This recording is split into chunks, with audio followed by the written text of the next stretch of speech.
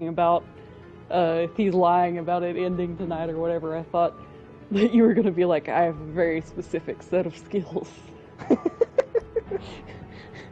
I will find you. I used to know that monologue. Alright, let's investigate a side choice with Maria that we didn't before. Yes. Yeah, we didn't look at that, yes. Although it may not really be anything of note, but we'll see. Yeah, I'm thinking it's... No one's dying here. That's for sure. Mhm. Oh no, we'll see. It's better be safe. I would feel better knowing you made it back safely. I'm telling you, I don't need an escort. Oh, the irony. But if you insist, you're welcome to accompany me. The brothel's in the back streets. Uh-oh. If you want, you can even stay for a bit and have a little fun. So it's the good ending. Think I will have to pass. Maybe one day you'll get that stick out of your ass. Giselle? Giselle? I swear I wasn't going to do anything with her. What? Ah, hello. Okay, it's just repeating now. Yeah, I remember this. Wow. Whoops. Disappointment. It's kind of like the meme of "but thou must" in games, where it gives you the illusion of choice, but then it's like, no, that's. Alright, I'm gonna get a drink before I keep on reading my story. The wall. Hey, at least you got us to fill up the other parts of it. Sometimes. There's blood everywhere.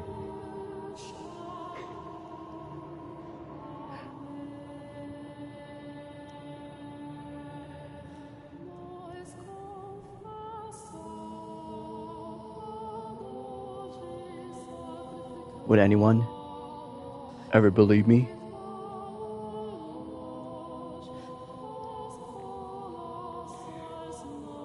Before me floats a man twisted and writhing in pain. Although whether what I'm looking at could be said or somewhat human is a difficult question. It's a hazy, indistinct shape, on the precipice of being consumed by darkness everlasting. I know very well what I'm looking at. The moments before a man's shows shatters. Did it do the same thing to him that Morgana did to me? Was it I who summoned the darkness? Who laid his past bare? Who forced him to relive those events? To experience once more everything he felt, everything he thought? Who put him through that despair a second time? I can only imagine how he must have felt, causing someone he once cared for so much pain. The things he did are abhorrent, more than deserving of reproach. It would undoubtedly be easier for him to simply vanish into the eternal abyss. But I can't allow that to happen. He still has work to do. His story is essential. It's almost certain Morgana still doesn't know who he really is. He needs to face her, to reveal the truth with his own words. That's the only way we're going to get her to have a change of heart. It's not all he has to say to her either. So must bring him back, pull him out of the darkness. I grabbed the man by the arm and began scouring the blackness for the exit. After some time, I see a speck glistening high above, so I make my way upwards, back into the harsh light of the real world. Damn it, read on Jackal's voice. It was good enough, it was okay. Yeah, no, that's no problem.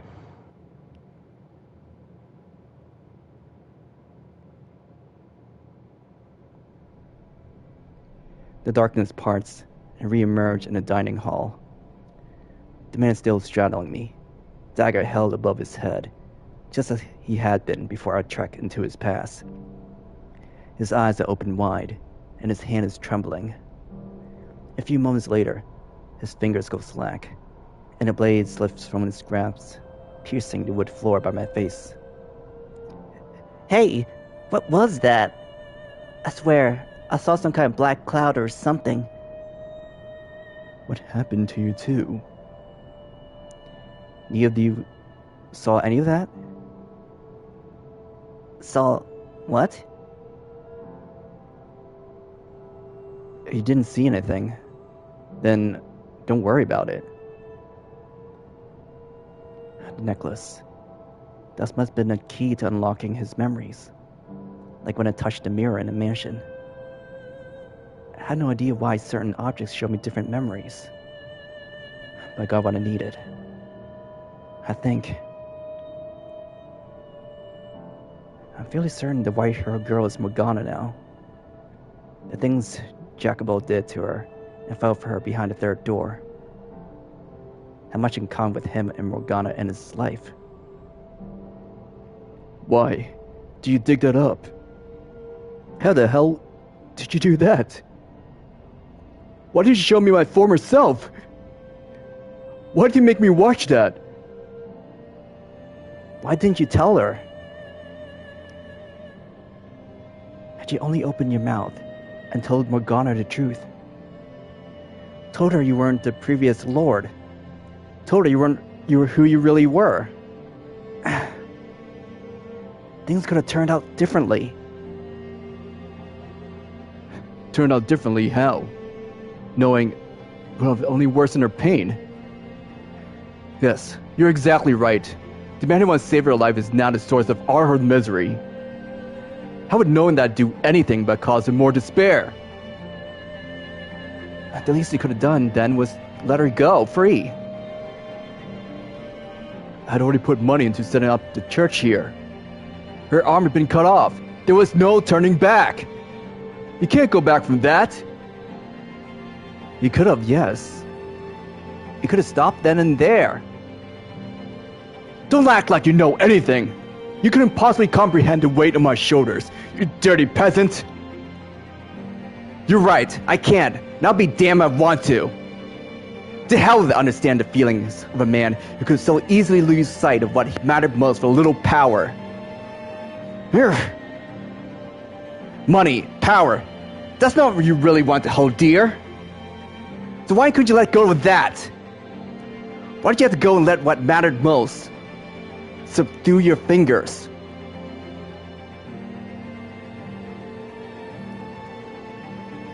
Had you done anything, it wouldn't have had to come to this. I couldn't have people know where I came from. I needed wealth, rank.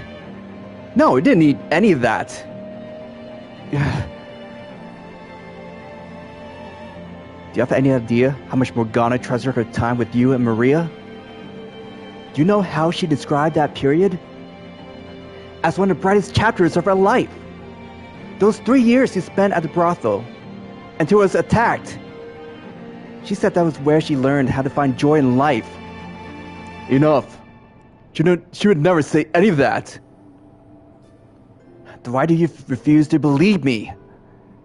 She never opened up to anybody. That's not just your fantasy. What you want to see in her. You're trying to convince me of something that was never there. No. I think he's right, Lord. I believe she did feel that way. The day I killed that carriage full of slaves, 4 years ago. This girl you're talking about, she was there. What? That can't. She said this to me before I began my massacre. I'm sad because I didn't get a chance to show my gratitude to people very dear to me. She was crying, as she did. So that's who she was talking about. It was you. There's no way! When exactly did the brothel attack 4 years ago take place? It was the winter.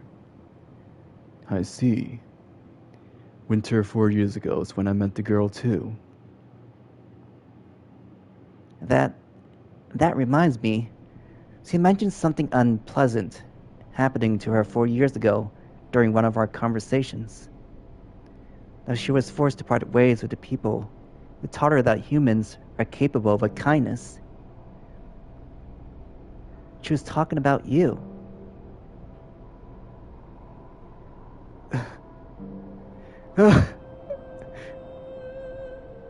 There's still time. You can still set Morgana free. You can still reveal your true self to her. She was likely in shock that day, not seeing or thinking straight. She still thinks you're someone else. Hearing you were the Lord, it set something off inside her, preventing her from seeing who you really were. Her time in previous Lord's captivity left scars even deeper than she knew. So all it took was that one word. In her eyes, you became him. Which isn't to say you haven't caused her much pain yourself. But I still believe your truth is key to allaying her hatred. It would change her perception of the world. I'm certain of it. So please, release Morgana. Spill your heart for her.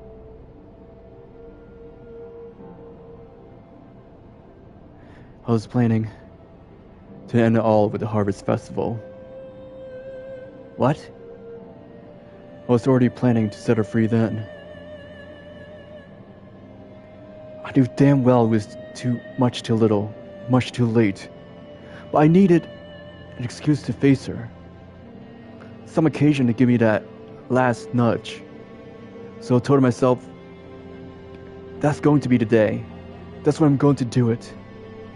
But you had to show up out of nowhere, digging up my past, throwing all my plans out the window. You still think I'm the reason your carefully laid plans fell apart? I'll let her go. During the Harvest Festival. Tomorrow she goes free. Tomorrow's too late.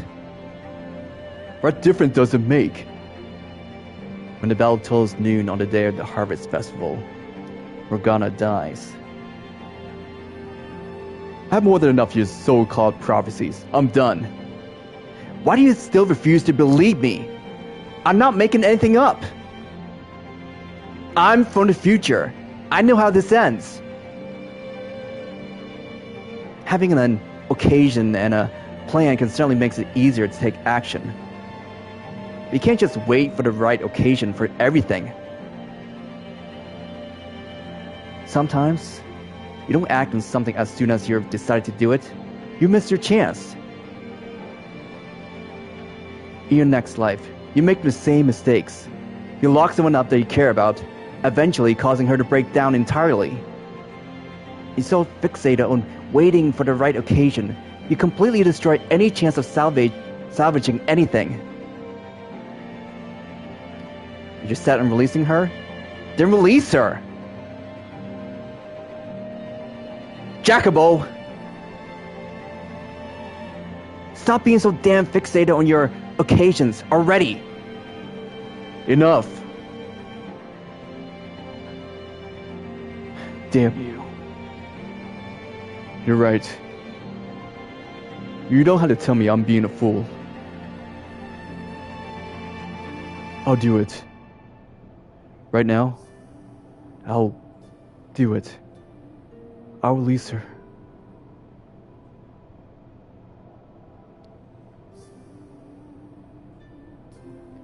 Thank you for making up your mind.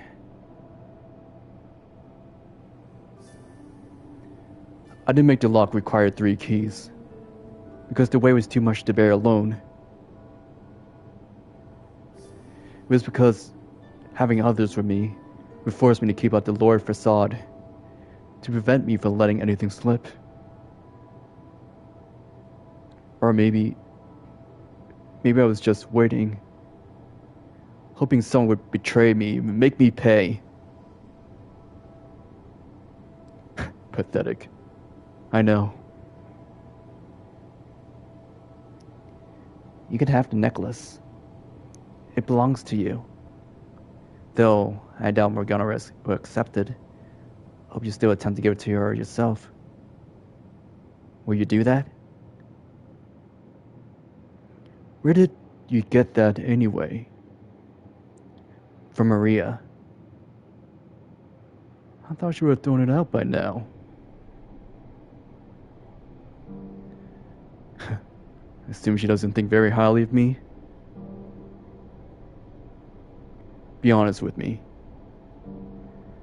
She was planning to kill you. Maybe that would have been for the best. To her, I'm nothing but a power-hungry traitor. The necklace, I'll take it. Here you are.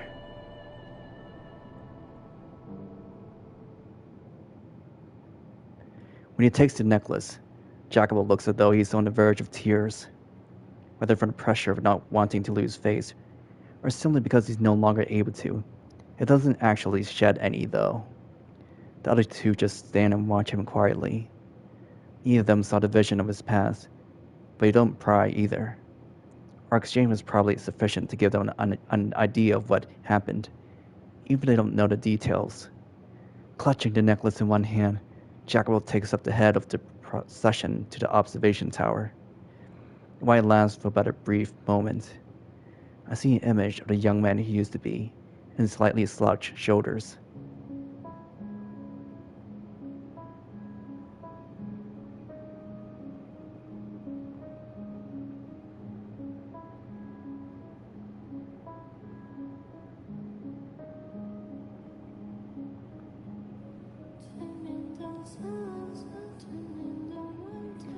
They each insert and turn their individual keys, the lock disengaging and the door giving a deep groan as it swings open.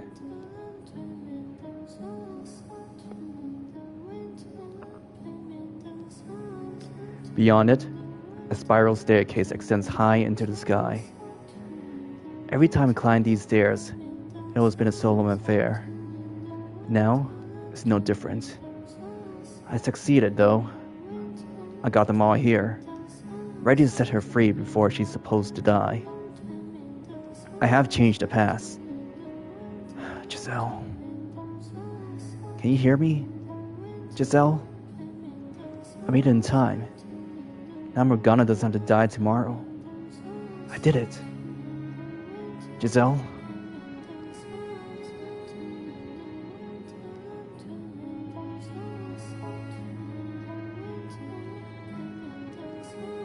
With me, come on.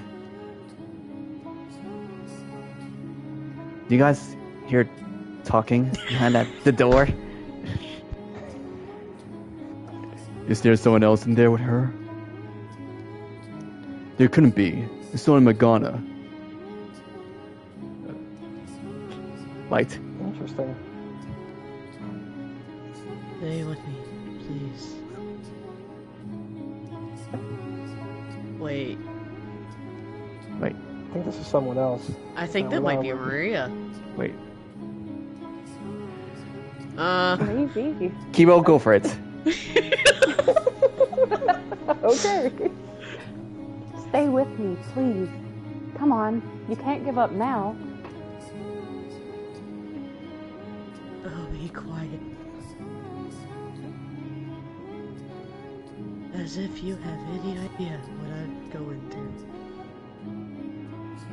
Of course I do. No. Standing before the door at the top of the stairs, a chill runs down my spine. Before I had time to consider what might have caused it, my body moves on its own. I shove my way past the other men and push open the door.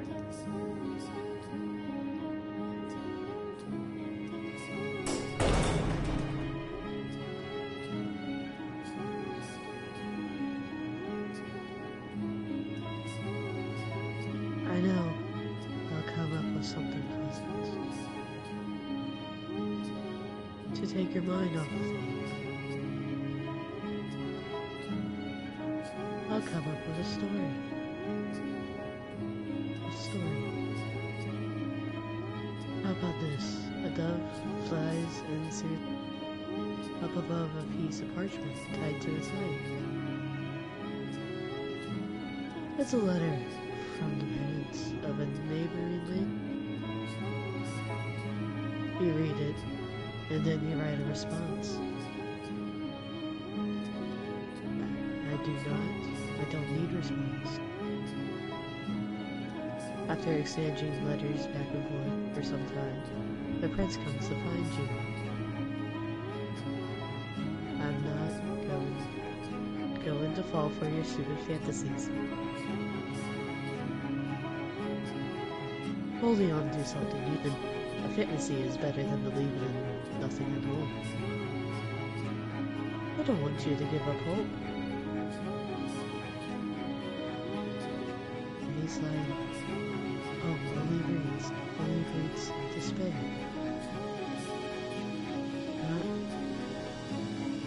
Not that you wouldn't know, wouldn't have known. Besides, if anyone's going to come for me, I don't want it to be a prince. There's only one person I want to see.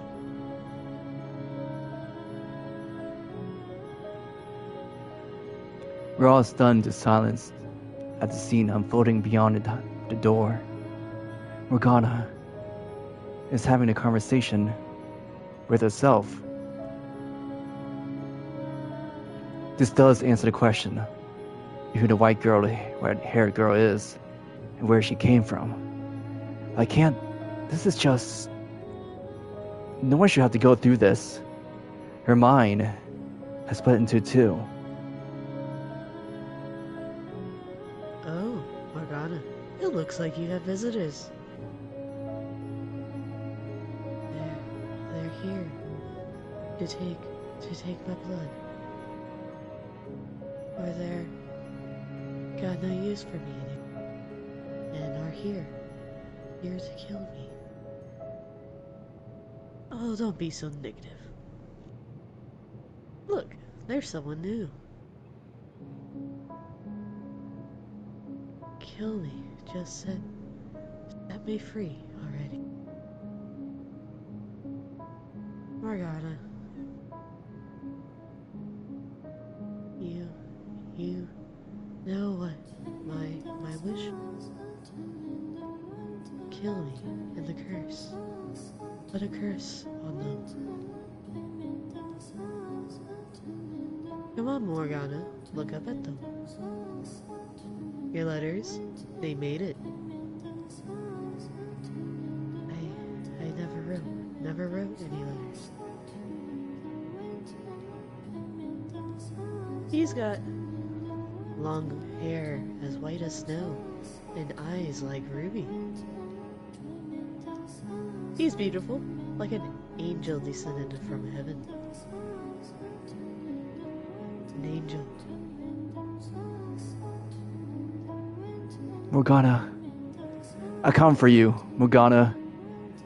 Come to set you free. Would you please undo your shackles, Jacobo? As you say.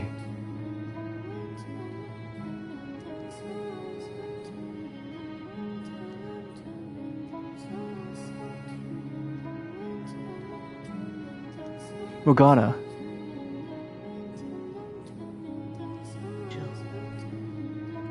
Can you hear me, Morgana?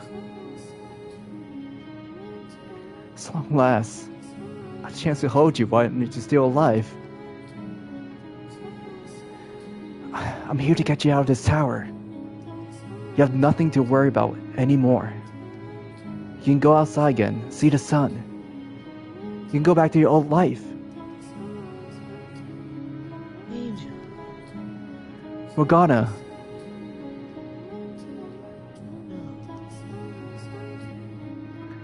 No one's gonna hurt you anymore, Morgana. And three of them by the door?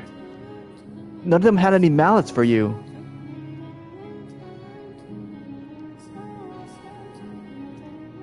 You're free. You can go free again.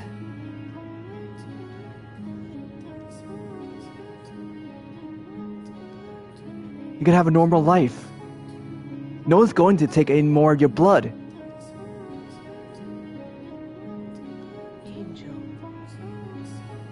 Please, Morgana. Please, stay with me. Don't you want to leave this place?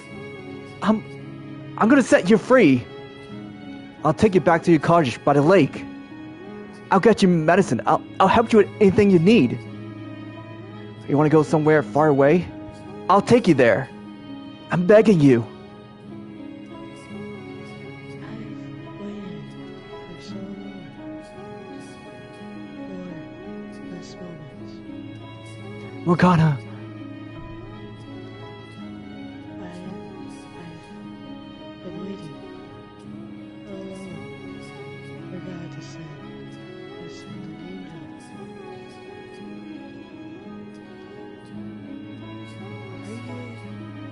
Are you an angel? I... Are you an angel meant to deliver me from this place? Please deliver me unto my father's presence.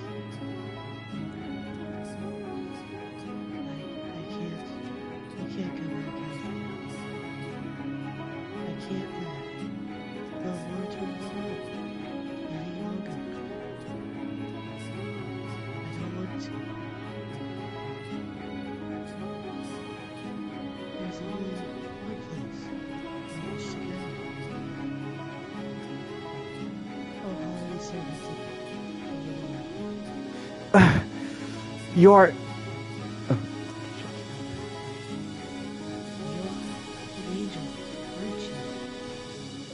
Morgana. Please, deliver me from this place. Ah.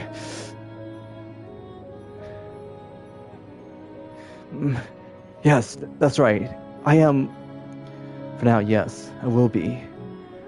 I am the Archangel Michelle, sent to deliver your soul unto God the Father, your angel. I descended from heaven above. That's wonderful. Morgana, His father, be proud of me. your Father, the Lord Almighty, is exceedingly proud of the great work you have done in His name. Thank you. It means so much to me to hear that. I couldn't be happier to be able to return with you to see him. Morgana. Morgana.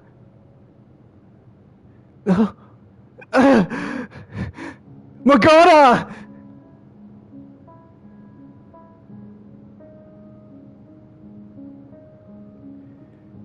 Her body goes limp in my arms as the last of her life slips away.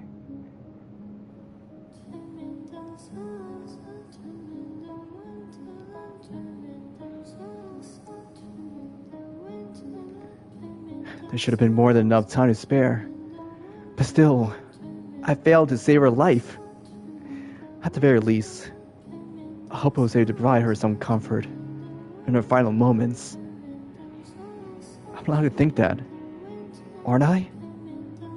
We were too late. But why? Wasn't she not supposed to die until... That's what you said, isn't it? That was how it was supposed to happen, right?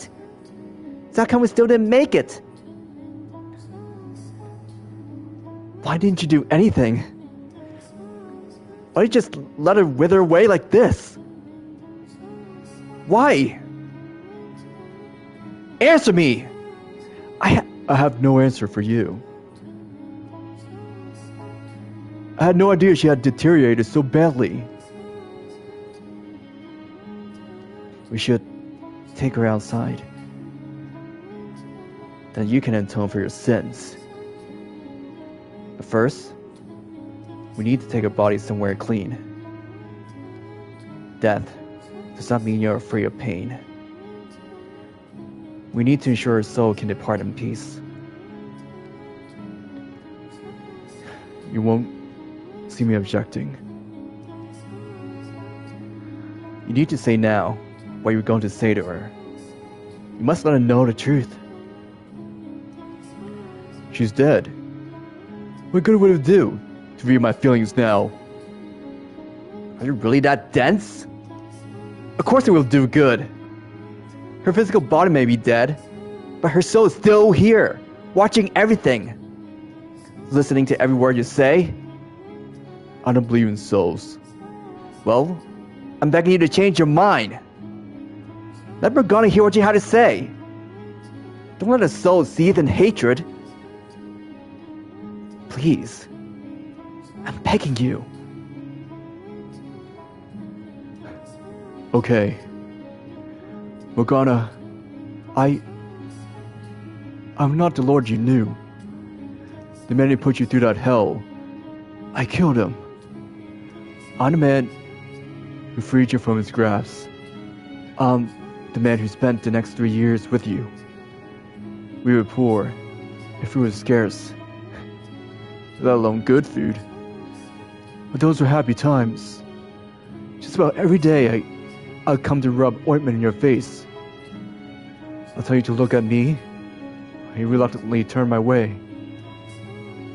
I used to think about a lot about the face you'd make when you finally came in. Then there was Maria. I can only imagine how obnoxious you thought the two of us were when we were in the same room together.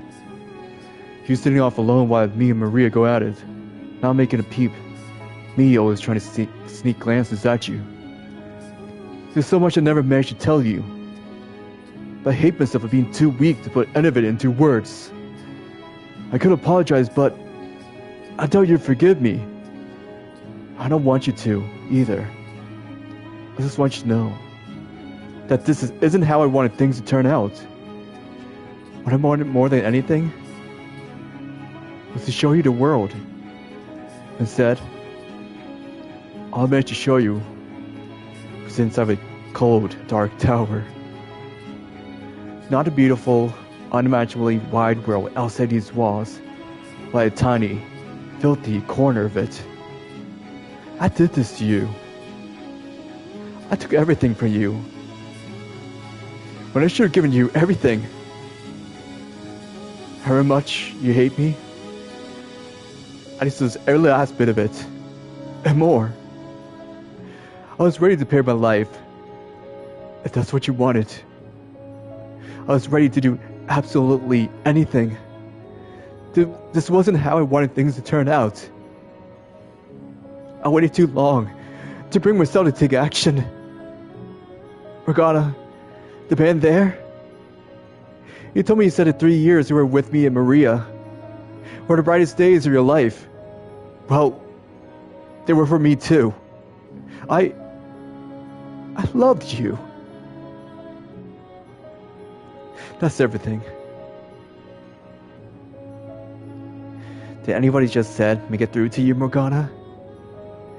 I pray with all my heart that him opening up of having the tiniest effect on how you feel. Morgana, I also want to apologize for everything I did to hurt you. I feel terrible about it. I really do. Yeah, I know that's not enough to make up for what I've done. So I want to make amends. Whatever it takes. You want me to give you my life now? I will. You want me to spend the rest of my days paying for my sins? I can do that too. I am an irredeemable monster and a killer. I'll take pleasure in hurting people. You are right to be afraid of me. I'm genuinely sorry for what you did to you, though. I never wanted to see you dead. Sorry, I can't come up with anything better to say.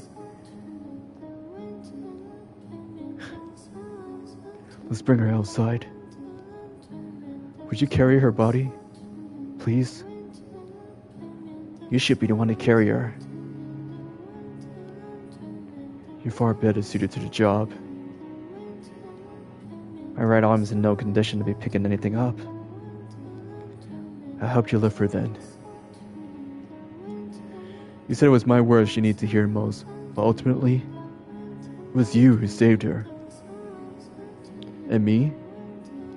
Made that necessary. She wanted to be delivered to God by the hands of an angel, so the angel here should carry her. I can't. It wouldn't be right. Please. Would you do it for her? Very well.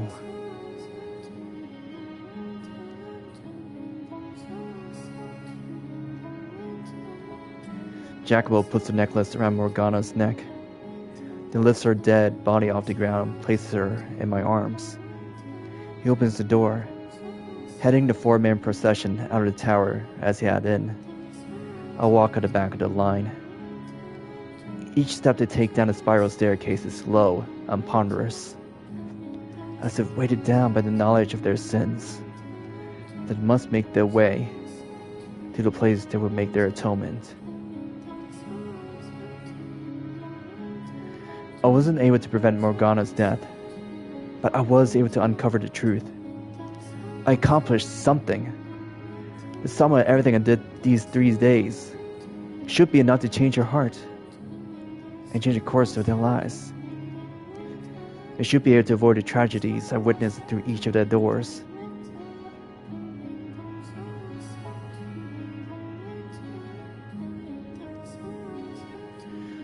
When we step through this door and people see Morgana's body, we'll be made to pay for her sins.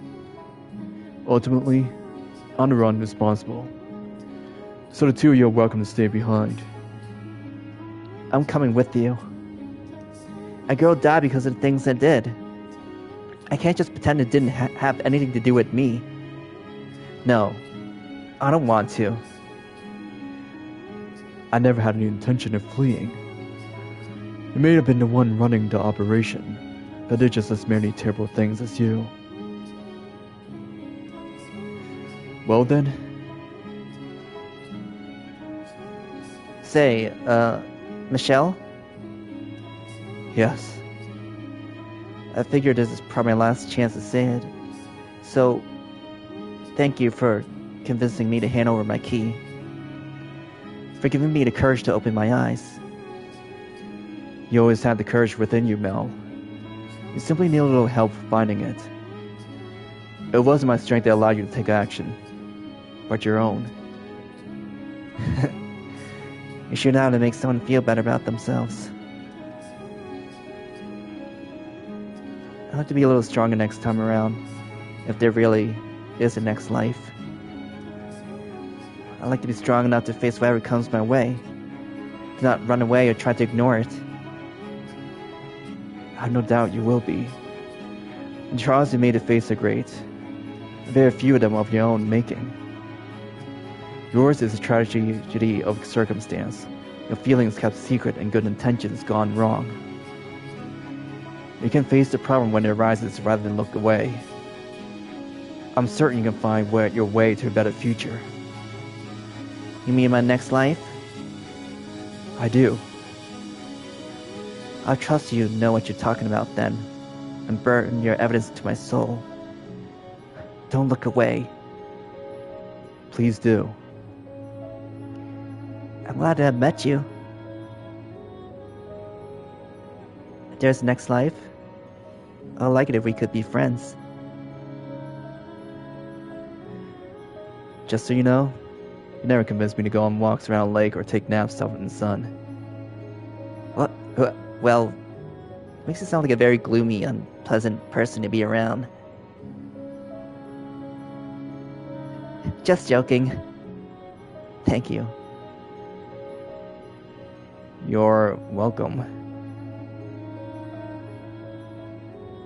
You know, you kept telling me you weren't an angel, but you actually are, aren't you? I promise you, I am a regular man. You told Morgana you were an angel. Angels and demons don't get along very well, so I ran out run into you in my next life. I appreciate what you did here, though. I'll do my best. to be more human next time. Please do. If I repeat to myself what you told me, to what I need most is restraint, as to make my departure from this world, then maybe I won't forget it, if I do lose my memories. Burn it into my soul. I rather like that. I think I'll follow the boy's lead there. That would be best. I'll be praying that even if you aren't capable of love, you may be to live a peaceful life with a good woman who loves you. That you'll be able to make her happy by doing so. I still think she'd be better off not knowing me. Whether you want her to or not, she's almost certainly going to meet you and fall in love with you. You know, now that I think about it, she's not as normal as I first thought. She's a peculiar woman. I can't say I disagree. Well, I guess this is goodbye then. That it is. I know everyone else is doing it, but I got nothing to say to you. I didn't expect you would.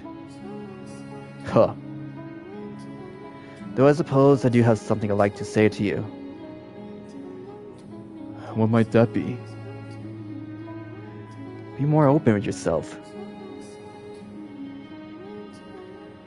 If you hadn't put your feelings into words, things would have turned out differently. In both this life and your next. Coming from you, a man who looks even more closed off than me, that rubs me very much the wrong way. Do I really look that closed off? More ways than one, yeah. That part of me is deeply ingrained. You tell me to open up will magically disentangle my personality and make it be. I don't think you're as twisted as you believe you are. I'll consider it. If this next life nonsense you're selling is true. Please do. Lord have mercy. One hell of a man certainly busted his way into my life. The last thing I expected was an outsider to be the one to get us to open that door. Impressive work for one man. It was not only my doing. I had help from a number of people. And it was you, Giselle. Who did the most in getting me here. Not as big a man as the three you make me out to be. Before this, I lost so much. I felt utterly powerless. I was on the verge of abandoning all hope. But having the opportunity to meet all of you, to spend time with you, and the people around you, I did a great deal to revitalize my spirit, despite the atrocities involved. So I thank you. I pray your next lives may turn out better.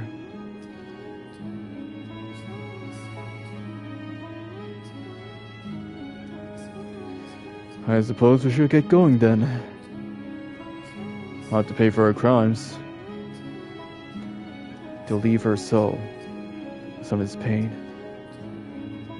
I suppose make sure the next lines go a little better. That's...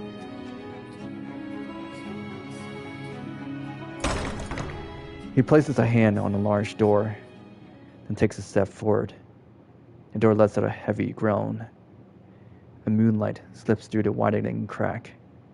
It's all over now. I did it. I changed the past.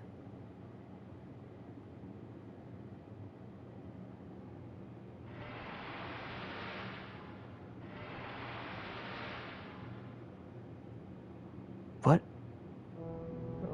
What the hell? What I see beyond the door is not the nighttime courtyard. The sun hangs high in the sky, shining down on the blood-soaked grass. Why? What's going on? That's when I notice the weight of Morgana's body is gone from my arms. And then, Out in the courtyard. Nellie. I see a flaxen-haired girl vomit blood and fall to the ground. A young man kneels over her and takes his own life. No. There are dead and dying townfolks all around the nun. The swordsman skewed as he scrambles to reach her. At the door just to my back. Checkable. The Lord lies unmoving, slumped against the wooden frame in a pool of blood. How can this be? We were all just talking, not a minute ago. How the hell do we go from that to this? Why? Why, damn it? I changed the past, did I not? I steered him away from this outcome. I changed... Oh.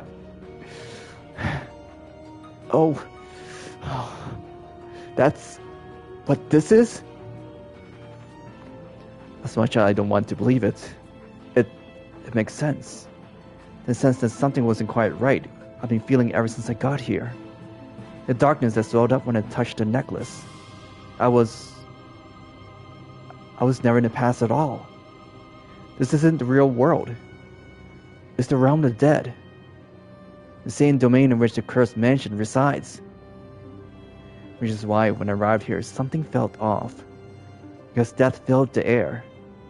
Somewhere deep down, I could sense the similarity between here and the mansion, that gathering place of departed souls. It was never possible for me to travel back in time, to exist and interact with the real past. I was able to summon the darkness because this isn't the real world. Merely a reconstruction, a projection of the soul's memories. It's all set in stone long ago. None of the time I spent with any of them was real. Every emotional moment I thought I shared with them was all an illusion. None of my conversations, none of the smiles I managed to get out of them were real. I was never there. I was never present in the past with them. I'm currently sometime after all that. Sometime beyond the era Morgana lived. Beyond the 17th, 18th, 19th centuries. What I spoke of as their next lives was actually their past lives. All three tragedies are history. Immutable, irreversible history. There's nothing to change anymore. What then? Did I fight so hard to achieve? What did I accomplish by warning them of the next lives, by convincing them to endeavor to take different paths? Nothing? Was it all for nothing? I go limp at the sight of it all, dropping to my knees and sending ripples through the sea of blood. Morgana, the girl who called me an angel and asked me to deliver her onto her father, is still chained up inside the tower. What did I accomplish? What purpose did anything I do serve? Was I just a big damn waste of time? But my cries go unanswered, simply fading into the dead air. Giselle, who kept me going for so much of this ordeal, is still silent. No, I did accomplish something. It wasn't a waste of time. Everything I did, it wasn't for nothing. It may not have changed the past. It may not have stopped the tragedies. But I achieved something. I uncovered their stories. I learned the truth of everyone's involvement. You can't take that away from me. I know you're out there, Morgana. I know you've been watching this whole time. You know the truth now. I accomplished that much. That has to change how you see them. At least a little. A depressed Morgana has a change of heart. Decides to let go of her hatred. Then, that should cause the cursed mansion to disappear. Set their souls free. I'll take that leap of faith. That what I've done is enough. I make my way back, believing there's a future for them beyond their tragedies. I'm coming back, Morgana. I'm returning to that house. To that world blackness, seething with hatred. To my present. I'm going to try this once more. And honest attempt to really see you, to face you, Morgana. I'll be there as soon as I can. Kneeling in a puddle of blood, I turn my gaze towards the heavens, the searing sunlight slowly eroded by darkness, and my body, mind, and soul follow soon after. The bloody corpse-riddled courtyard dissolves, and I find myself once more in an utterly lightless void. I clench my teeth as hard as I can manage, squeeze my eyes as tight as I can, because that's the only way I can keep the screams back, the tears from spilling down my cheeks.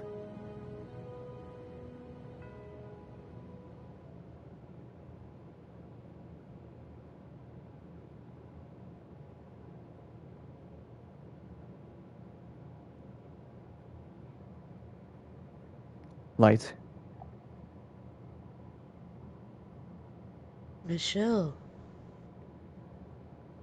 Open your eyes, Michelle. Come to me.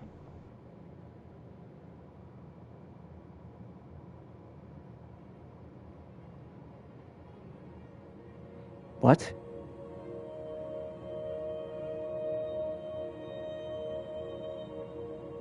We meet at last. What? Why is the white-haired girl here? Never mind that. Where am I? I was trying to get back to the mansion. How did I end up here? You know who I... Of course I do. How could I not know who you are? Wounded. But what are you doing here? Why is there a sword in your hands? Why can I not speak? I was able to return to this gathering place of souls thanks to your efforts. Your uncovering of the truth of those events that transpired so many years ago allowed me to remember everything I had forgotten. To remember who I am. Remember who you are? You mean that you're a part of Morgana? My apologies. Bringing your soul here without any preparation has left you a bit of a nebulous state. But my heart told me I had to do this now. Though you have no voice, I can feel your presence quite clearly. Michelle, namesake of the great Archangel Michelle and the man of Morgana's ventures. I have brought you here to ask for your assistance. I pray you will be able to help me. My quest for you is simple. Take this blade and with it extinguish my soul. What are you? Extinguish your soul? I realize that's cruel of me to ask this of you. And for that, I deeply apologize. But I want it to be you who sends me.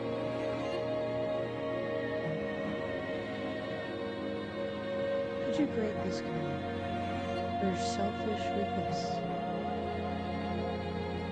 That's not why I sought the truth. Not because I wanted to see anyone extinguished. Because I wanted to set everyone free from the mansion's cursed bonds. Because I wanted to put an end to this cycle of pain and suffering. Because I wanted to save every last person caught in this tragic quagmire. That includes you. You're asking me to eradicate your soul? I must be destroyed. You can't tell me that after everything you've seen, you haven't realized I have no place in their lives. While it's true Morgana wished for misfortune to befall them, If I hadn't been there, none of their tragedies would have taken place. If I hadn't been there, the possibly would have been able to let go for your new brother. If I hadn't been there, the shipwrecked Gretchen's lover would not have lost her place as his tether. If I hadn't been there, the obnoxious, ambitious businessman would not have been betrayed by his close friend. Why are you acting like it's all your fault? Are you trying to say everyone would be better off without you? I was not a victim in the tragedy. I am copulating for them. Culpable? Like how you were. I'll start everything from start to finish. You didn't intend for anything bad to befall anyone. You always acted out of good of your heart. You're trying to tell me that makes you culpable?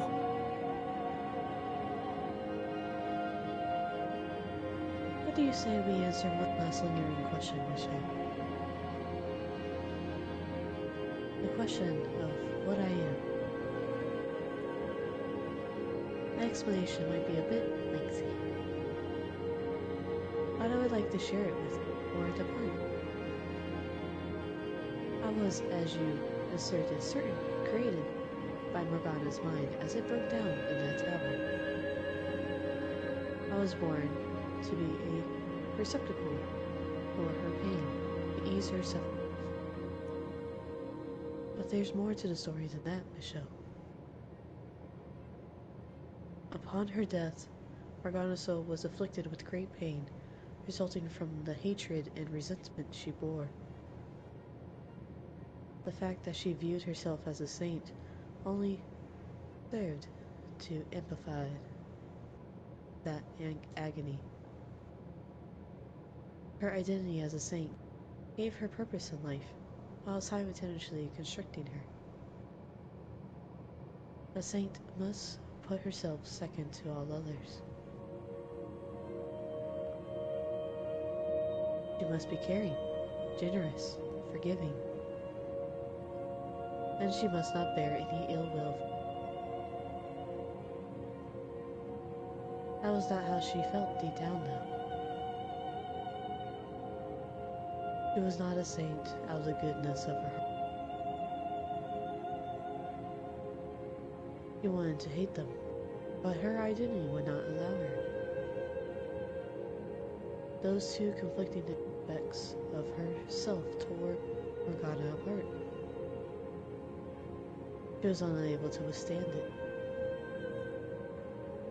So, she took all her saintly characteristics and caring for others, putting herself second, being forgiving.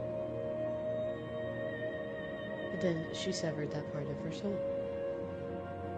So that's why you all seem so abnormally pure-hearted. I was no longer a part of Morgana, but something entirely separated. However, I wasn't me yet, either. When you came to the mansion and resurrected Morgana, you resurrected me as well. I had no self at first. I was, I suppose, not much different than the particles of dust floating around the mansion. But eventually that dust gained a sense of self, taking form as a human soul, and descended into the realm of man and the fate which governed it. What do you think the first thing a new soul wishes for when it is born, Michelle? To live. I wish for continued existence in this world. A world where I was never meant to exist. I refuse to accept that there's anything wrong with wanting to live. I was supposed to remain within Morgana as a part of her. I was never meant to be a soul of my own. To become one was to turn against the laws of the universe. I wish to live. And Morgana pushed the curse to 3 men's souls. Though we sought after completely separated things, because we were once 2 parts of a whole, each of our wishes were shaped by the others. In order for an incomplete soul like mine to survive, it needs something to bind itself to the world, something strong enough to prevent the universe from correcting the anomaly. And so, the wish of that anomaly gave birth to another anomaly. A house that sat outside the currents of time. One that could descend into the mortal realm at various times and places. And it was that house that served as a tether for my soul. You mean it wasn't Morgana's power that created the mansion? For your own wish? And why did it have to be that house that brought me to the world?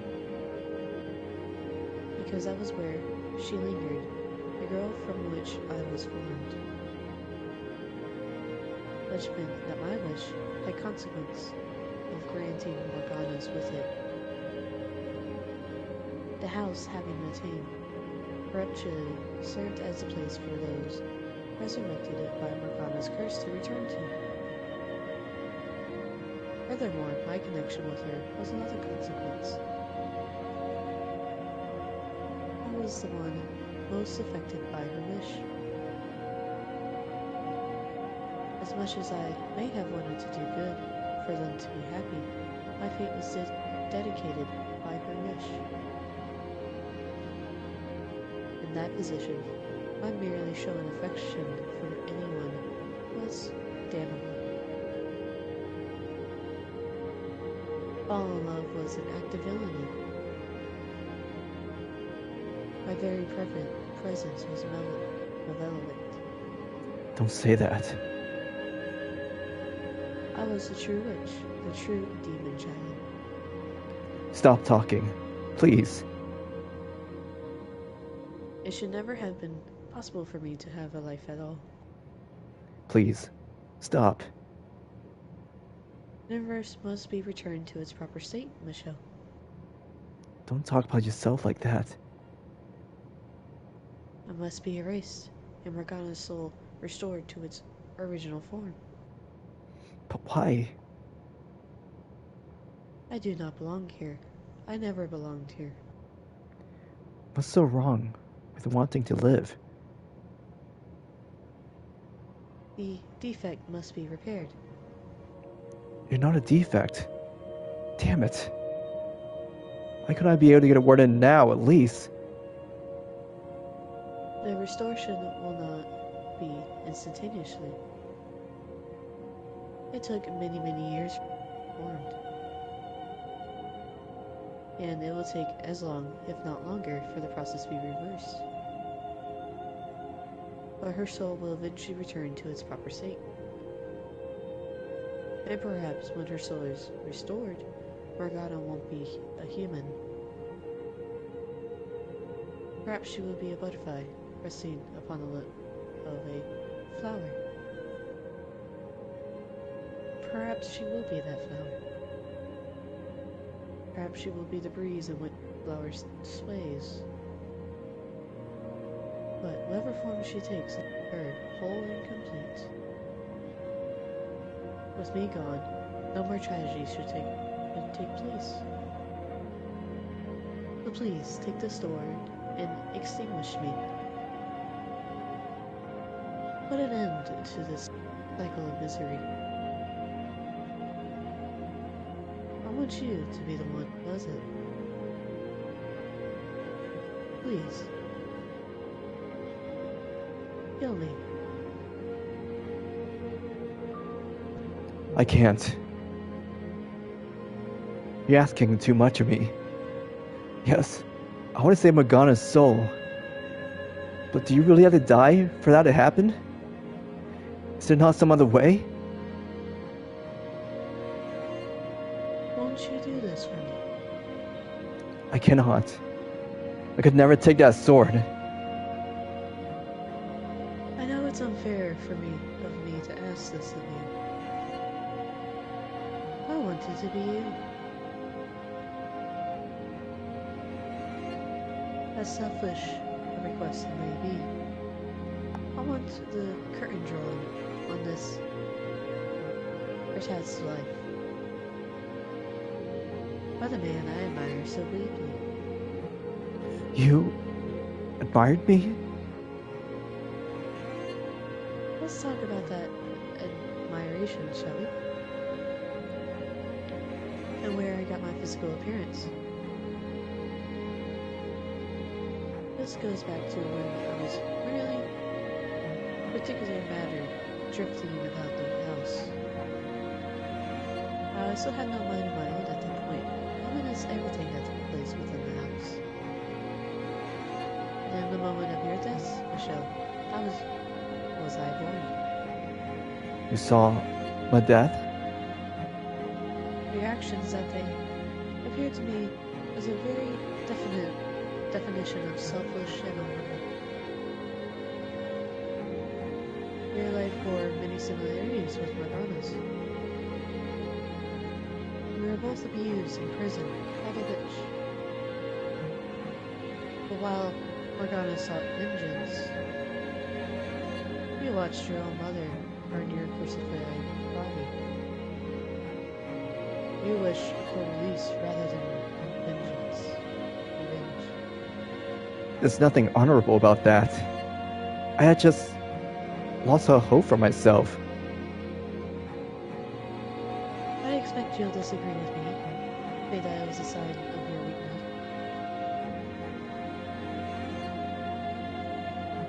But that was not how I interpreted it. Self-sacrifice being one of the core characteristics Morgana gave to me. I was deeply moved. You didn't curse those who had wronged you in life. You choose your destruction. And I admire that strength of spirit. That admiration helped to shape my wish, to determine the form I would take, the name I would have. That is why, whenever I gained a physical body, it was modeled after yours, with snow white hair and ruby red eyes. Why my name was always Michelle, after the same angel from whom you took yours. I'm in no way worthy of anyone's admiration. My admiration caused both you and the woman you love a great deal of pain, and for that I apologize. But it also shows just how much I wanted to be like you. I would ask for you, if you would be so kind, to consider this a great favor for a starry-eyed little girl. A girl who quite literally idolized you to her very soul. Don't. I couldn't ask for a greater honor. How can you tell me that? Than to be erased from the world by you, my idol. Then ask me to kill you? Please, Michelle. Be the one to send me off. I can't do it. No matter how many times you ask, I can't kill someone who's told me they wanted to live. I know what it's like to wish for life. I don't know if you realized it yet, Michelle. But this is the first time we've actually met. The story of the fourth door was Morgana's creation. Which means that until now, we've never been in the same place, while both aware of the other's presence. As far as you should be concerned, I'm a complete stranger, yet still you hesitate. I'm glad you're reluctant, but you've shown me enough sympathy. I don't consider you a stranger at all. Indeed, this is the first time we've formally met. But I've watched you go through so much. I've seen you live 3 different lives. I've seen the impact you had on those people behind all 3 of those doors. You're in no way a stranger. With my sure, Morgana's soul will eventually become whole again. Her curse and the internal cycle of agony it brings will be no more. While I am gone, everything will return to its rightful place. I implore you, do not hesitate any longer. Are there really no other options?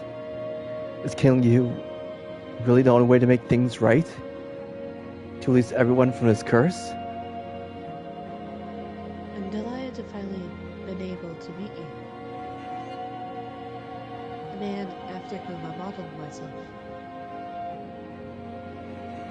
I am incapable of making my own life, Michelle. God's teaching prohibits it, and as such, my identity as a saint prevents me from doing so. No. I don't want you to commit suicide. I want to find some way for you to live. To remain a part of this world.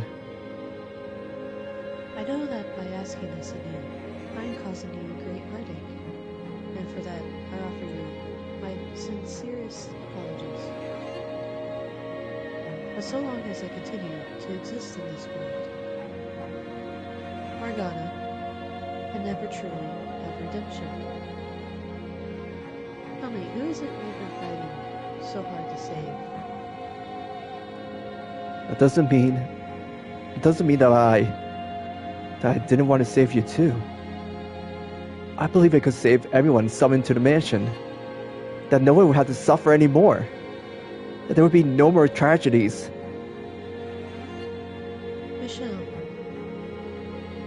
take the sword, please.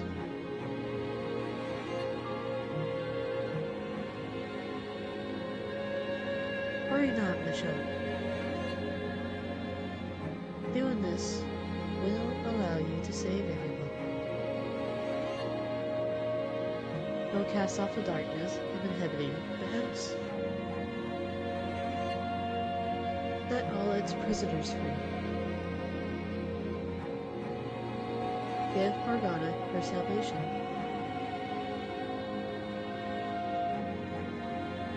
And give me mine as well. Extinguishing my soul will be my salvation. I've had a full, satisfying life.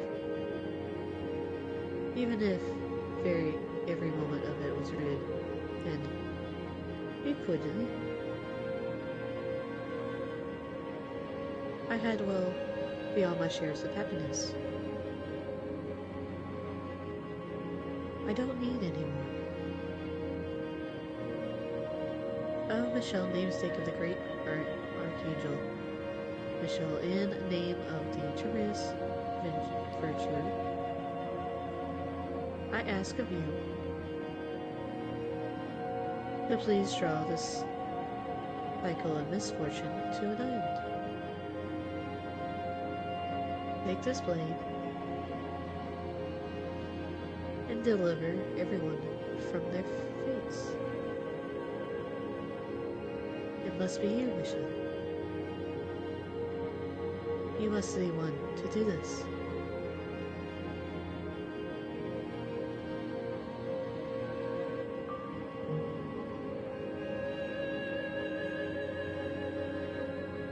Thank you, Michelle, for having the strength to do what must be done. And I apologize for putting you in such a difficult position. Once my soul has been erased, I'll be gone from this world forever. I will not return, not in this or any other form. I feel no in that knowledge, though. I look at my destruction with utmost of joy. However, if it wouldn't be too much to ask, where do you keep a little bit of me? And a quarter of your soul, Michelle. To remember me. To remember the life I lived. That would make it all worthwhile.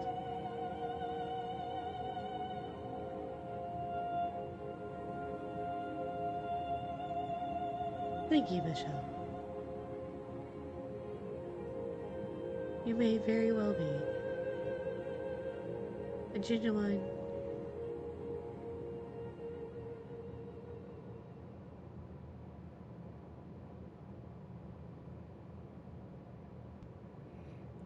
The whiteness surrounding me evaporates, and I find myself back in the observation tower.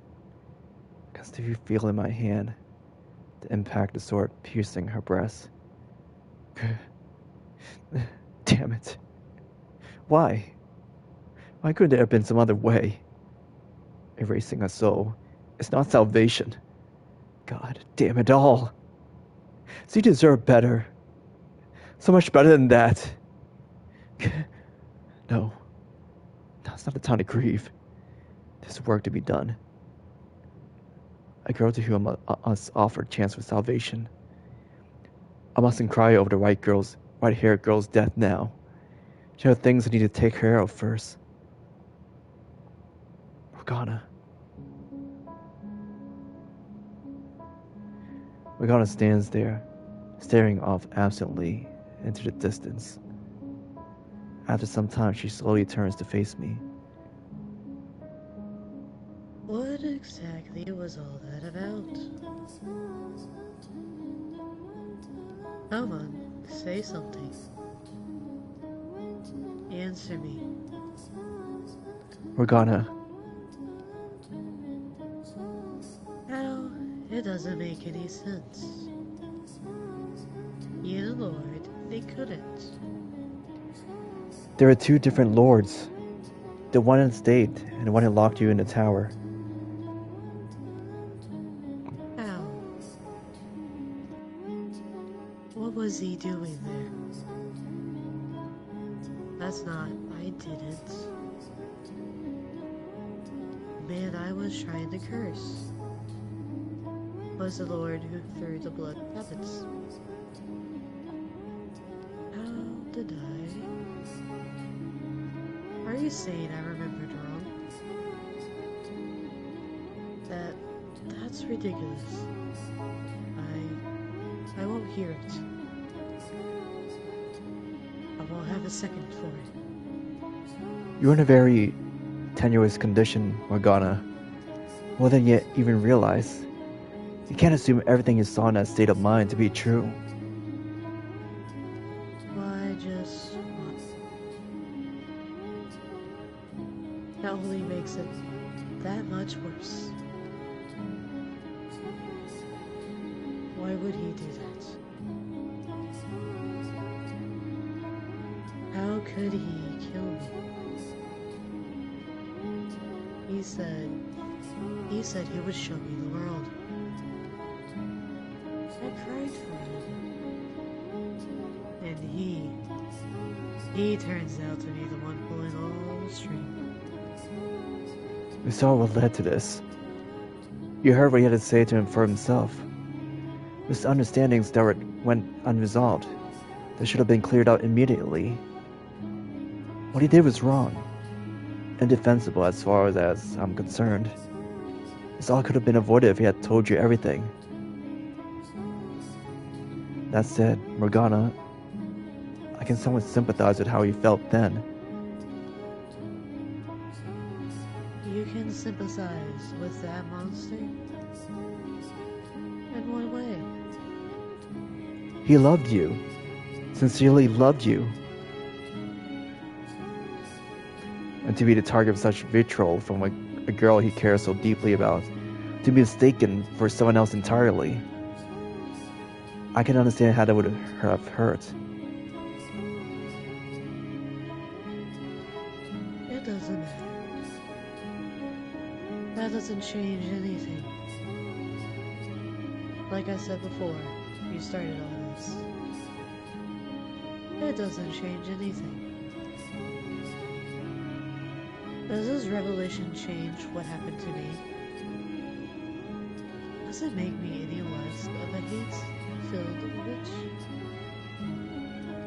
What does it matter if I had his reason? What does it matter if he's not who I thought he was?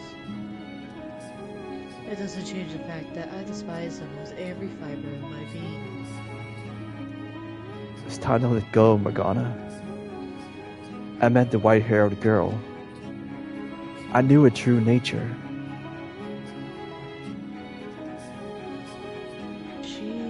That's not me. You're right. I cannot definitely say that you and the white-haired girl are one and the same. However, I can say with certainty that she was a part of you. A creation of your broken spirit. The fact remains that she was closer to you than anyone else, in every sense of the word. Can you see the situation you're in, Morgana? The terrible, tragic irony of it all? You cursed yourself along with everyone else. You brought ruin to life your own creation, numerous times.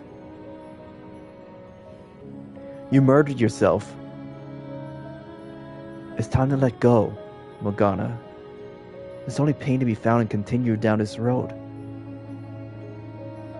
Morgana. I take a step towards her, and she stepped back, quietly maintaining our distance. I can almost hear trembling in her voice as she said, Stay back.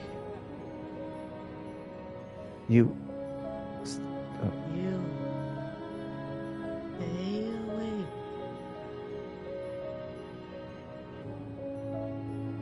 had nothing to be afraid of, Morgana. I won't hurt you. I said, stay back, you. That you think that this is hilarious. That I'm blind and a fool. Morgana, Yes, good on you, my dear. You relieved my biggest secret. That I'm a feeble-minded little girl with a poor memory. You've uncovered the truth of my death. Discovered the white-haired girl's true identity. I always presumed she was you. How foolish of me. Laughing like I knew anything. Cursing an entire wrong man. Absolutely brilliant. What'd she say? I've made myself into quite the laughingstock. I'm not going to laugh about your pain, Morgana. I come to realize that perhaps I empathize with you out of more than just our shared loneliness. We're both yoked with unimaginable misfortune. Live our lives in lamentation of our fates. I understand your pain. That boat has long since sailed. You're right. It has. This sense of realization I should have come to much sooner. Though you said it wouldn't have mattered, I still should have made an effort to get to know you in real life. I feel guilty about how I constantly pushed you away. So, I'd like to make up for that now. I approach Morgana, hands stretched out towards her. She stands there, bewildered as I place them on her shoulder, pulling her in. Not for my own comfort, as I had so many times before. Not out of some pretend sense of pity for her sad pile of bones. I embrace her, and all the pain and loneliness she holds inside. Her body gives off no real warmth. It's as weightless as the skeleton all those many years ago. She, like me, lost so much in life. But unlike me, she had no one there in her final moments. It's alright, Morgana. Everything's okay now. The tale behind the fourth door may have been a fabrication, but the creator's soul is always somewhere to be found in her creations. Knowing the inseparable link between her and the white-haired girl, that's where I'll find what I'm looking for. I'm here for you. You're not alone, Morgana. We can end all this suffering. Together. It's going to be okay. What's wrong with you? Have you completely lost it? Do I need to remind you of everything I've done? Of all the pain I've caused you? No reminders necessary. You did quite a number of me, indeed.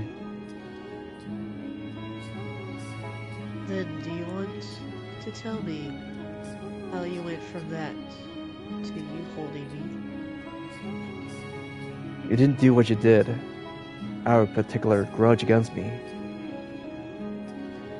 Of that much, I was always certain. So I hold nothing against you, and I bear no ill will. Nor I'm certain does Giselle. You're much too forgiving. I imagine there's something about having experienced the kind of pain we have that makes it so hard to harbor any ill will towards one of our kind. Share trauma or not, you and the woman really are something. There is no words for how much you irritate me. The bite slowly drains from Morgana's voice. In the quiet, I think I hear a muffled attempt to hold back a whimper. I pull away slightly, putting a hand under her chin and lifting her head. She quickly averts her eyes, but doesn't knock my hands away as I reach down to her hood, gently setting them against her cheeks. I run my fingers across the exposed flesh, then slowly pull back the hood covering her face. Well, look at that. You're quite pretty without your face hidden.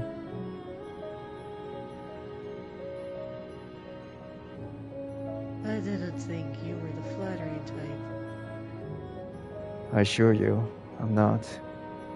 Go on, touch your cheeks.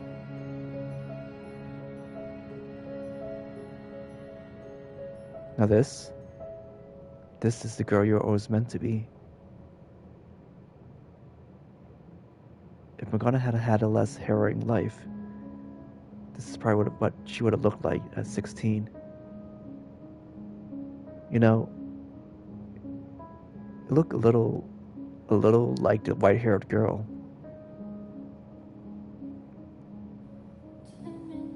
We look nothing alike, I can assure you of that. She has the very aesthetics me. But she was also once a part of you.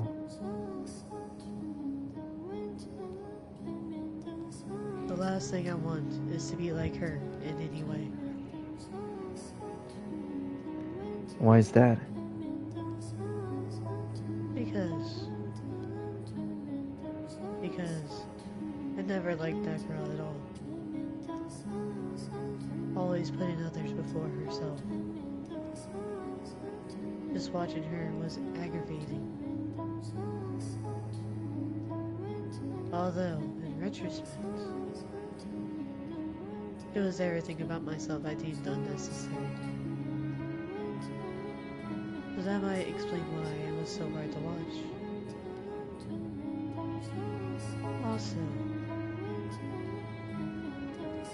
I was so sure she was you, which made it all the more frustrating. Why would her being me? Why would her being me bother you so much? Because that wasn't you.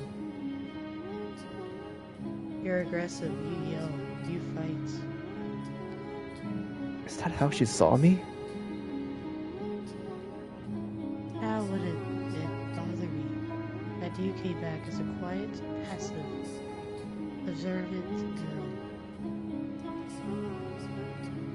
Of course, now I know that wasn't you. No. You were that sure it was me, despite thinking we were nothing alike? Apparently so. Hold on a second. Why would that bother you? I'll let you figure that one out. It's not important. So, you've got my attention. What are you planning to do now? To leave the mansion with you. To set everyone free and break the curse. Setting them free would set you free as well.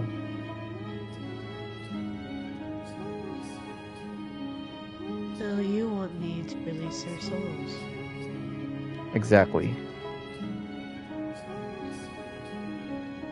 Just so you know, I haven't forgiven them. My hatred isn't going to vanish like that it was nothing. I'll never be able to forgive them completely. But you're right. This has gone on long. Morgana, I'm not even sure what I'm doing anymore. And it's all your fault.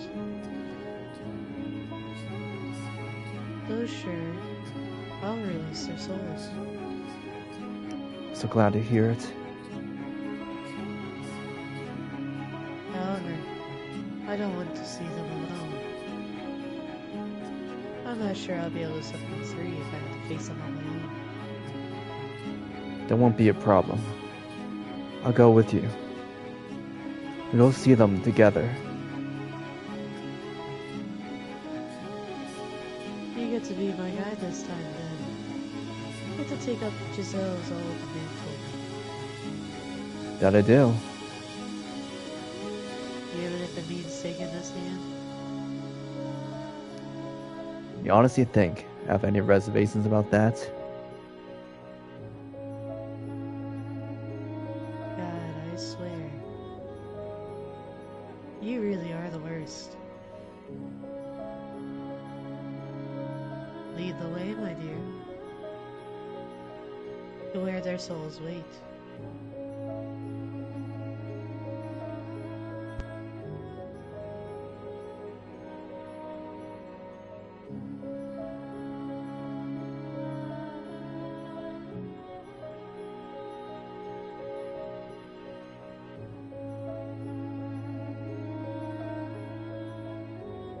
Hand in hand, we traveled the cursed mansion's corridors. The halls overflow with darkness, cut off from the sun and devoid of color. Despite having spent much time in this place, I never stopped being depressingly gloomy. No one, for any reason, should be left behind in a place like this.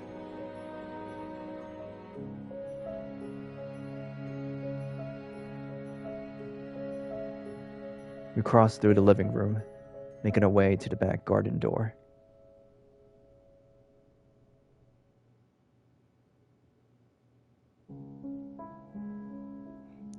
There are no children laughing beyond the door. I can faintly smell flowers.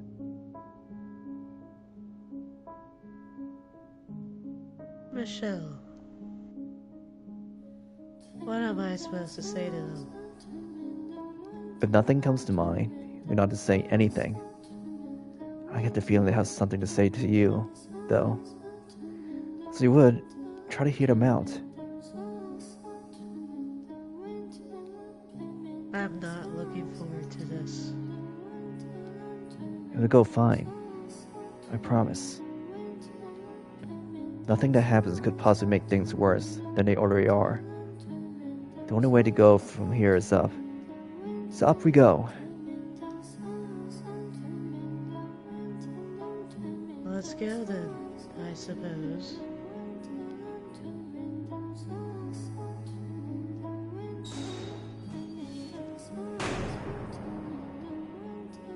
A hollow breeze brushes through the gray-filled rose garden. The shadow standing there turns towards us. It gradually starts looking more and more like the young man it once was. Morgana?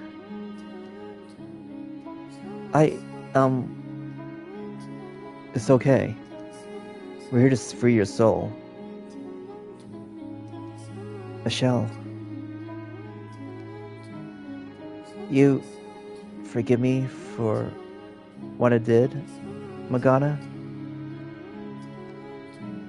No, I don't. All this means is that I'm done cursing you. Either way, thank you. I know what I'm doing here now. Or I guess I remember what I'm doing here. I deserve to be cursed. After everything I've done to you. It can't have been easy, that's for sure. I'm sorry for all the pain it caused. What's done is done. I guess. Still, I wasn't lying when I said I wanted to be friends. I meant it. I really did. I know now why you did what you did. Why you sold me out. Some people might say you had no other choice. But as a girl, you actually sold out. Those are the words you'll never hear from my lips.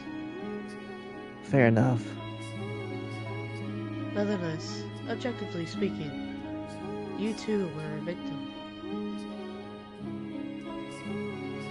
Do you not resent me for punishing you in spite of that? Huh? I presumed you're now able to recall everything. Both your first life and the second one I subjected you to. When the house was called Rose Manor. Yeah. What happened then was a result of my wish. You have every right to despise me. The way I see it, with or without your curse, millions would have had the same feelings for me. It was my fault for being too dense to realize she thought of me as more than a brother. Things would have turned out the way they did regardless. The white-haired girl was a spark that set her off now. And it was because of me she ended up at that mansion. My wish was to see your life utterly ruined. And in service of that desire, the white-haired girl was born into that era as your half-sister. Though I disagree. My curse did play a significant role in your fate. Regardless, I don't feel like it would be right of me to blame you. Things turned out the way they did. Because I was weak. I ran from the problems instead of facing it. Michelle would have had to get hurt either. If only I had more of a spine. I guess calling her Michelle is kind of confusing with Michelle here, huh? How should I refer to her then? Girl Michelle, maybe? Creativity is not your strong suit, is it?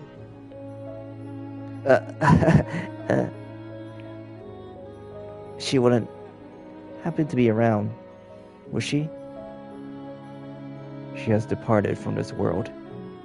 Or, perhaps it would be better to say, she returned to her rightful place in it. The girl you knew as Michelle is gone forever. That's too bad. I was hoping I could apologize to her too. I believe you made your feelings quite clear. Not that she would hold it against you if you didn't apologize. That's simply her nature. Oh. Well, Morgana, I'm so sorry for everything. I am going to free your soul from the bonds of this cursed mansion. After which it should return to its rightful place. Okay. But before that, I got one last thing I'd like to say to you, Michelle. To me? It was a little hazy, but I did kind of get to see what you were up to until just a little bit ago. If you hadn't done what you did for me, for Nellie, for Morgana, for everyone, I'm not sure I'll be able to work up the guts to apologize. I'm pretty sure I'll still been convinced I wasn't at fault. It may have been real, but your effort wasn't in vain. Thank you. You're welcome. Well, I guess this is goodbye. Farewell, Will. Until our souls cross paths once more in the bondless spheres of fate. Goodbye, Morgana.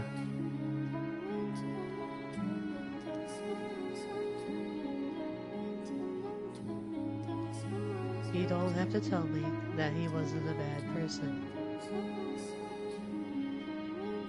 But bad people aren't the only ones who did bad things.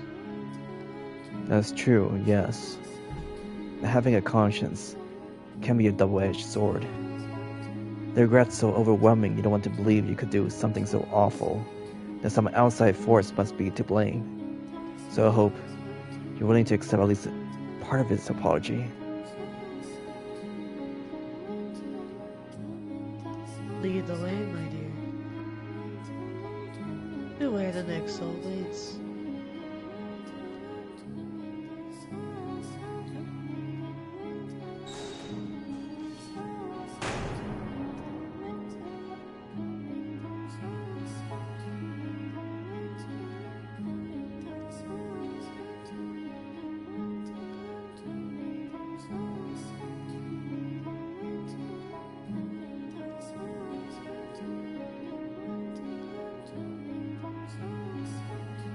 The staircase leading to the cellar is quiet.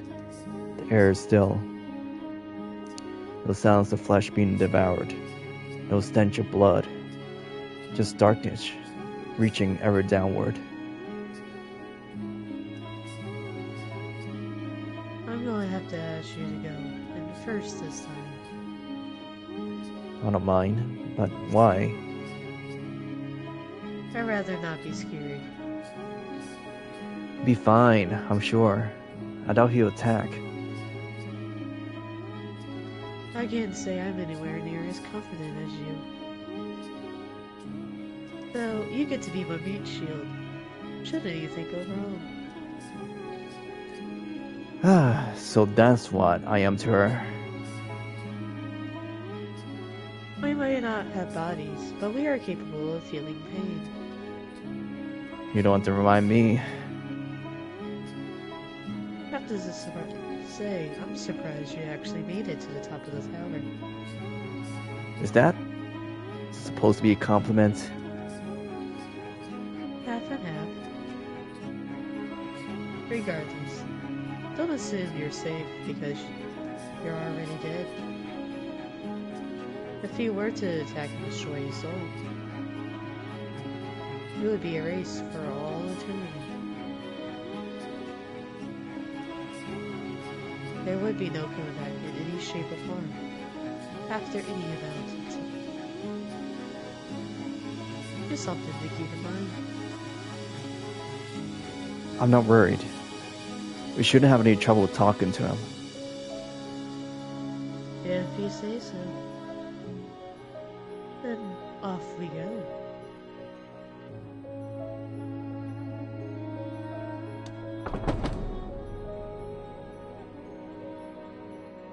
I push open the cellar door. Behind it, a shadow man sits on the floor, leaning against a stack of boxes. He slowly rises to his feet upon hearing us enter.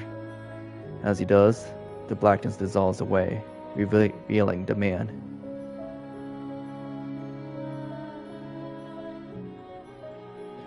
I almost didn't recognize you. Your face is not how I remember. It's back to normal. I see. So you weren't a witch. You were a pretty human girl. You look a little like the blind girl. No, I do not. Not one bit. If anything, he looks far more like her than I do. The white hair, red eyes, they're almost the same. I think comparing her to a large, dour-looking man is a bit disrespectful. Don't pretend you look any more approachable.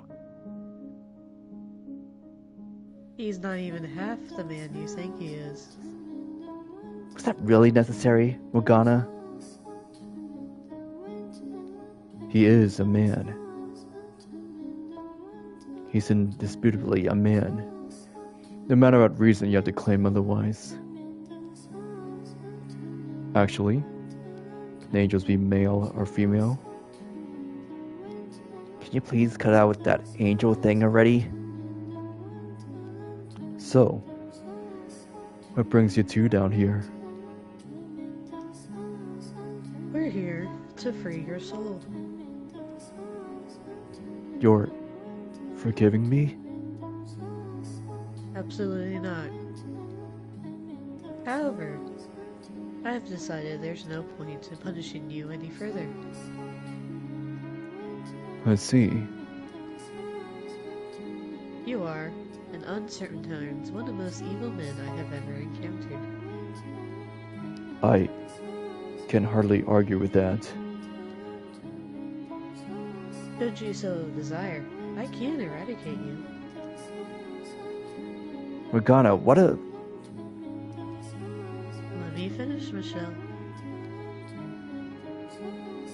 Instead of letting your soul return, I can't erase it. Your existence is a scar on the world. The allure of killing is too strong for you to resist. Even without my curse, you would bring pain and misfortune on others. You're right. And it would probably be for the best. The world would be better off without me. I know that. I do. But I don't want to disappear. As you wish. Then I will release your soul. Before I go, allow me to burn this into my soul. You must resist temptation if you are to blend in. So in my next life, I won't be a killer. I suppose it's worth trying. Do your best. I will. Farewell. Ikimasu.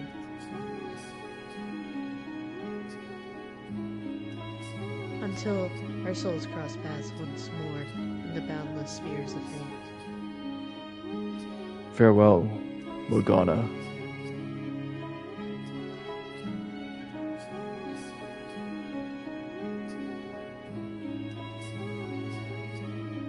He's not the only one who derived pleasure from others' pain. Morgana, strange setting them free. I both feel like a weight's been lifted. And like I'm the greatest bailiff. Perhaps by forgiving them, you can come to forgive yourself. But if I forgive them, what does that make everything I've done up to now? The first step towards moving on. Could you forgive those who wronged you then? The woman who tormented you? Your brother who made a mockery of you? Your eldest brother who took your life? Your mother, so unwilling to accept you, she burned you at the stake. The villagers who falsely accused you of being a witch. Your father who raped the woman you love. Could you forgive them? If they were willing to repent. And if they weren't? What if they showed up intent on causing you more pain? Then I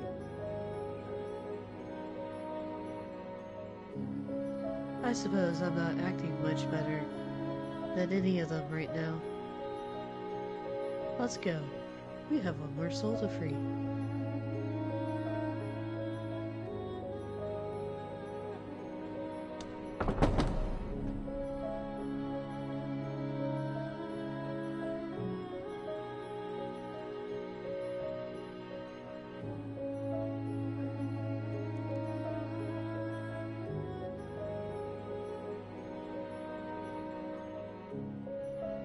There's something I've been meaning to ask you. Is Giselle really there with you?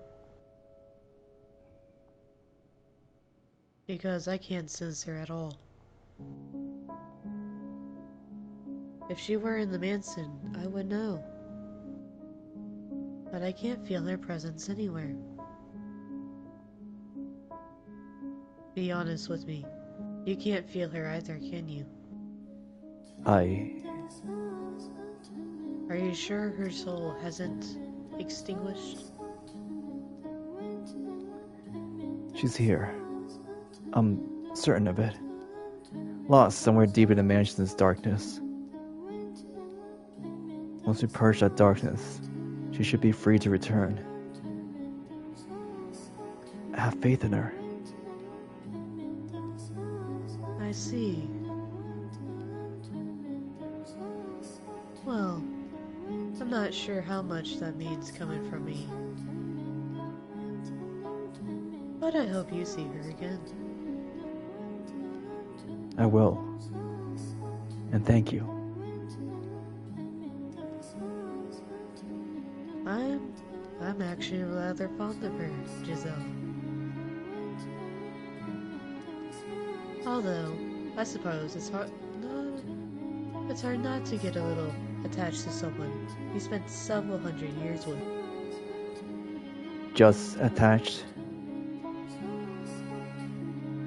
Giselle, she's fairly fond of you herself. I can only hope.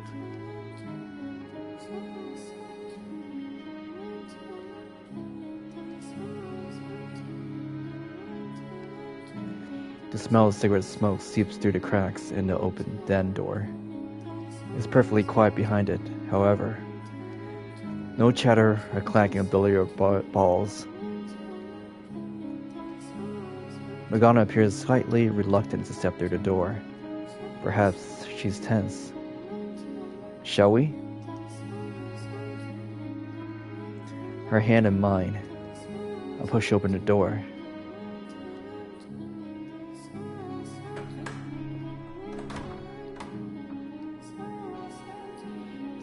A shadow is perched on the edge of a dark green rectangular table. He freezes for a moment when he hears us enter. quickly finding his composure and marching towards us, determination in his step. The shadows dissolve, revealing the man. Morgana, your face, it healed. It did. It's been a long time coming. And would you look at that? Not a letdown. Was it him that healed you? Yes, it was him. Well, I'll be. I was always hoping I'll be the one to have the honor. You lost that qualification when you... Yeah, I know. I'm the one who made you into the witch. The one who killed you. I don't expect or deserve your forgiveness. I would still like a chance to make amends in any way you wish. Even if it means being cursed for all eternity. I am here to release your soul.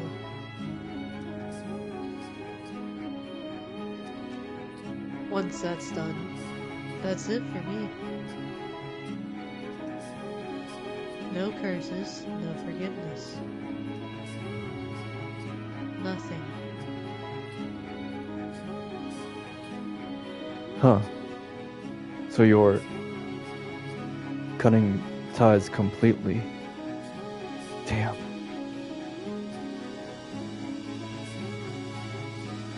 Truthfully, I had no idea how you felt about me. But that ship sails long ago. Far, far too long ago. I know. Nothing can change how I feel about you. Not anymore. I bet. I'm going to release your soul now. Could you hold off on that for a moment? I don't expect you to reciprocate or even accept. But if I don't put my feelings into words, I never get them through to you. I think that's how you put it anyway. So I ask for this one last chance to put them into words. Morgana, Fine. the girl with the white hair, my wife. Michelle, whatever. Something about that name always felt off to me. I could never shake the feeling that calling her that was somehow wrong. When I first saw her, first saw that smile, I was dead certain that she was what had always been missing from my life, that I finally found what I'd been searching for. And now, I know why. Because I felt you in her, the memories of you ingrained on my soul. You should know better than anyone that we're nothing alike. That girl wouldn't say anything remotely impolite, even if you held a knife to her throat. You're right. You're nothing alike. But you both got this aura about you that drew me in. Your soul's aura. I loved you dearly, Morgana. I got no right to ask anything of you. I know. But could you maybe smile for me? Just once is all I ask.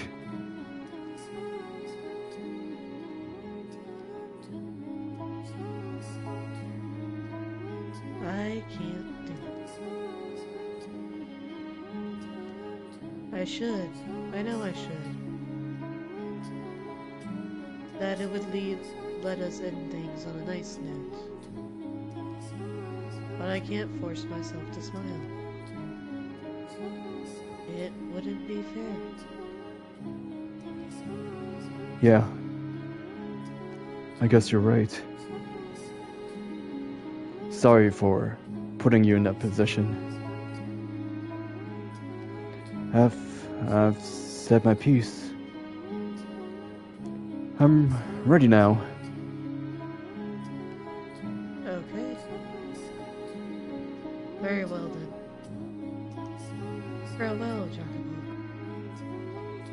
Until our souls cross paths once more, and the boundless spheres of fate. Goodbye, Morgana.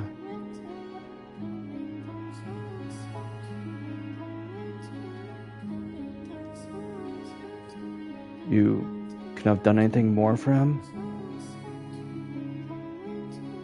Such as... I won't deny that my feelings about him are complicated. But the things he did to me, they eclipse all that. Merely learning the truth, hearing how he felt, is nowhere near enough to restart. Couldn't you at least put a little hope into your next lives? That maybe you two could try again? No, I cannot. I don't want to encounter him again, ever. Then, nothing else. If you try not to forget that he did save you once. I suppose. Though, my salvation myself was not ultimately at his hands.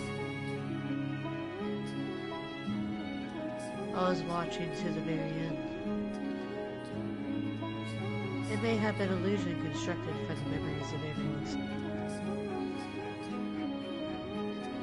But that didn't make your actions any less real.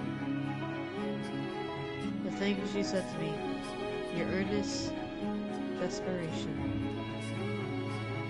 Maybe the truth is only partly why I decided to release your souls. The biggest reason, however, was seeing how far you went for me.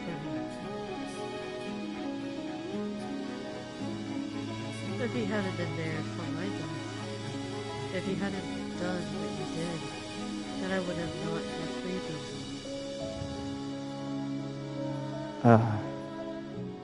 Nonetheless, is it unfair of me to wish you'd shown him that smile instead?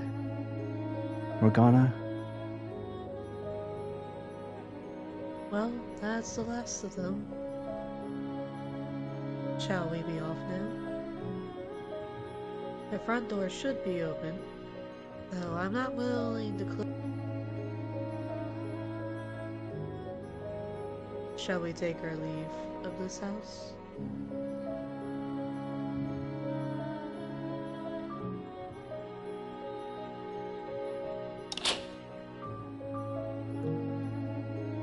Let's go.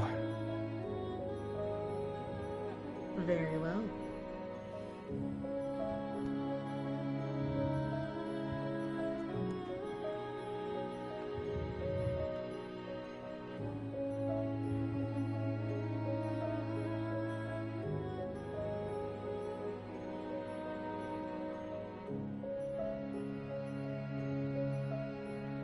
Having finished what we set out to do, we make our way to the mansion's entrance hall. The large door stands there, apparently shut, holding in the darkness as it has been for countless generations. But that time is almost at an end. The door ready to be opened, to end the cycle and begin anew. I never thought I would see the day. I never thought this door would ever needed to be opened. There's a world of light waiting out there. I'm sure of it. Light's hardly a friend to me. You don't need to be afraid of it anymore.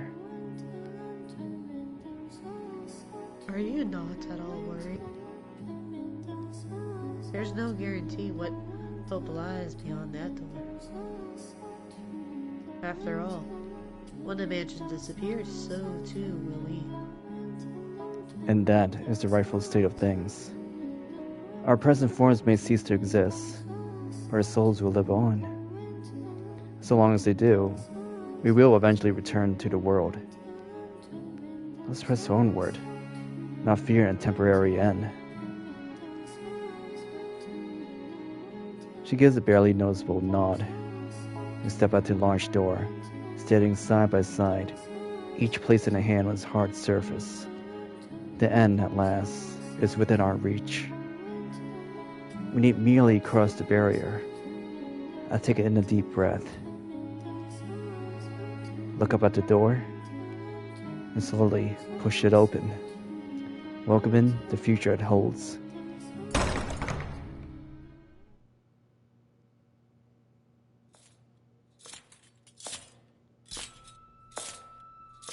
Greg.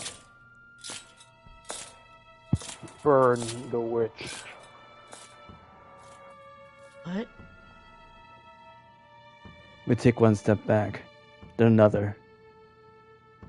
What we find outside is not a blinding realm of light, but churning blackness and a stench of blood and rust.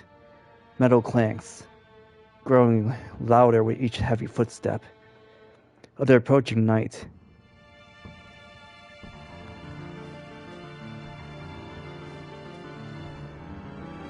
Death to the unholy. 3 days and 3 nights, hanged upon the cross. Purified by the fires of heaven. Death.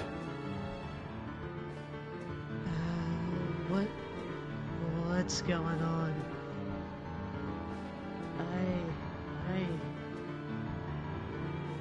I never summoned this thing. Even though we're no longer holding hands, I can feel Morgana trembling. She's no longer the witch, the once absolute ruler of this domain, but a frightened little young girl. Placing my arm around her shoulders and pull her in, I stare half dumbfounded at the night.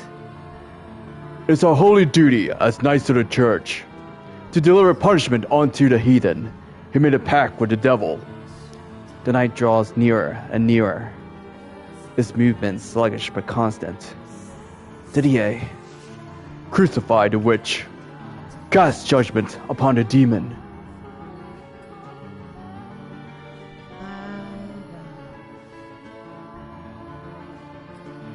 The word witch coming from the delirious, vengeful phantom's mouth proves far more distrustful for Morgana than me. Please come to your senses, Didier. I know it's you. Judgment, crucifixion, execution. Didier! No, I'm not a witch. The night is partially occluded by the dark, writhing miasma enveloping him, but he bears the same muscular build as the Didier I knew in life. He's unwaveringly determined to see us executed. He draws ever nearer, pushing us back into the mansion. Morgana, if you run to Giselle out there, take care of her, okay? What? You must make it outside. Michelle. Only your soul has the power to destroy the mansion. Crucify the witch. Then I slams the unarmored foot against the ground. As he raises his blade, I grab Morgana by the shoulders. I shove her out the door.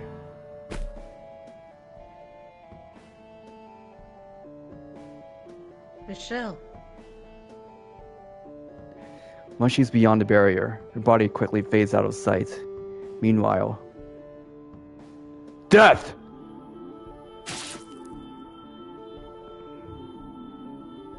the knife's blade pierces my breast, and the very same place it did at my life's end.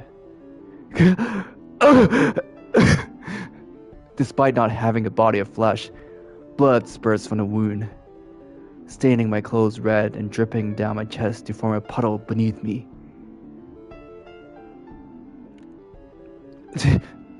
Didier, it is my duty to punish the impure.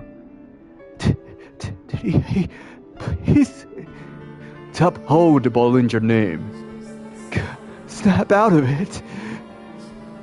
It is my duty as the eldest son. Hey, it looks like you're the same as us. Trapped by our own curse. Shackled by the weight of all your responsibilities. As a knight, and as the firstborn son, it is my duty to kill the witch. This doesn't have to go on any longer. Didier, if I could, I'll release you from these bonds, but I no longer can. If I don't do something, though, you're liable to spend eternity drifting through the darkness in the chains of your obsession. Which leaves me one option: to avoid your salvation. Didier, I'll save you. Didier, I'll save you from your duty.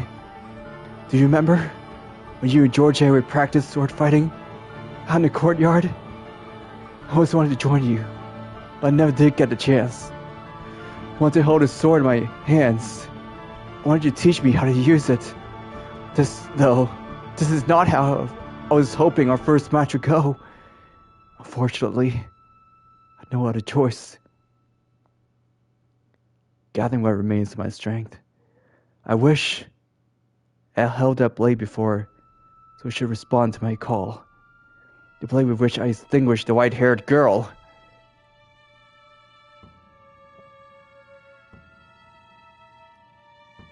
Didier! Clasping my hands around the hilt, I point the long sword at Didier and thrust it into his chest. He staggers, falling into me. As I lack the strength to support his muscular body, the two of us go down together, landing in the pool of blood below. Didier, I won't leave you alone. We both vanish from this world together. I'm sorry, Giselle. Doesn't look like we'll be seeing each other again.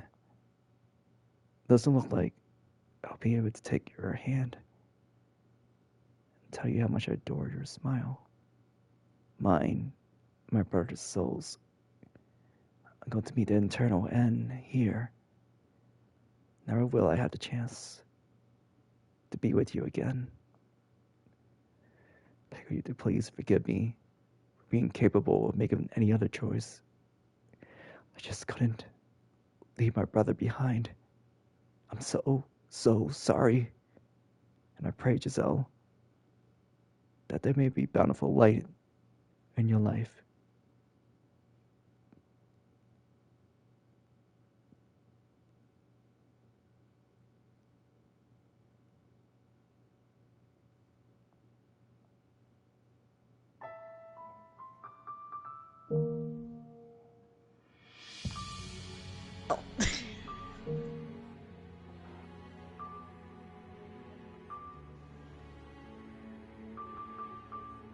You get back here right now.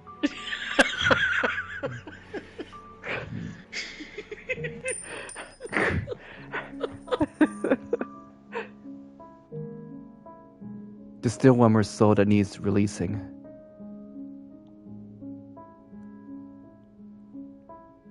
Be my guide.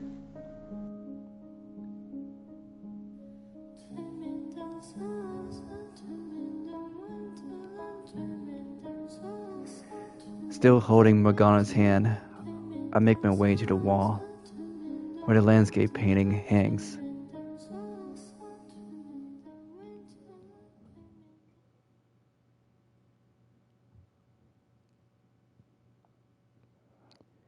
You told me to come back if I figure out your name.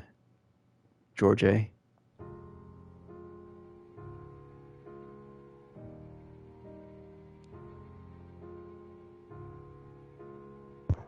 Hey, Michelle?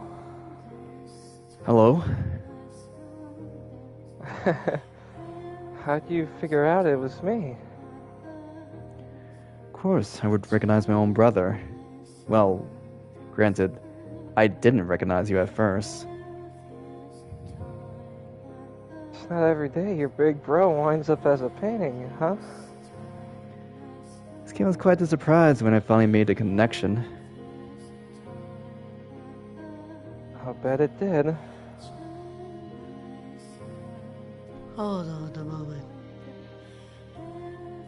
You two were brothers?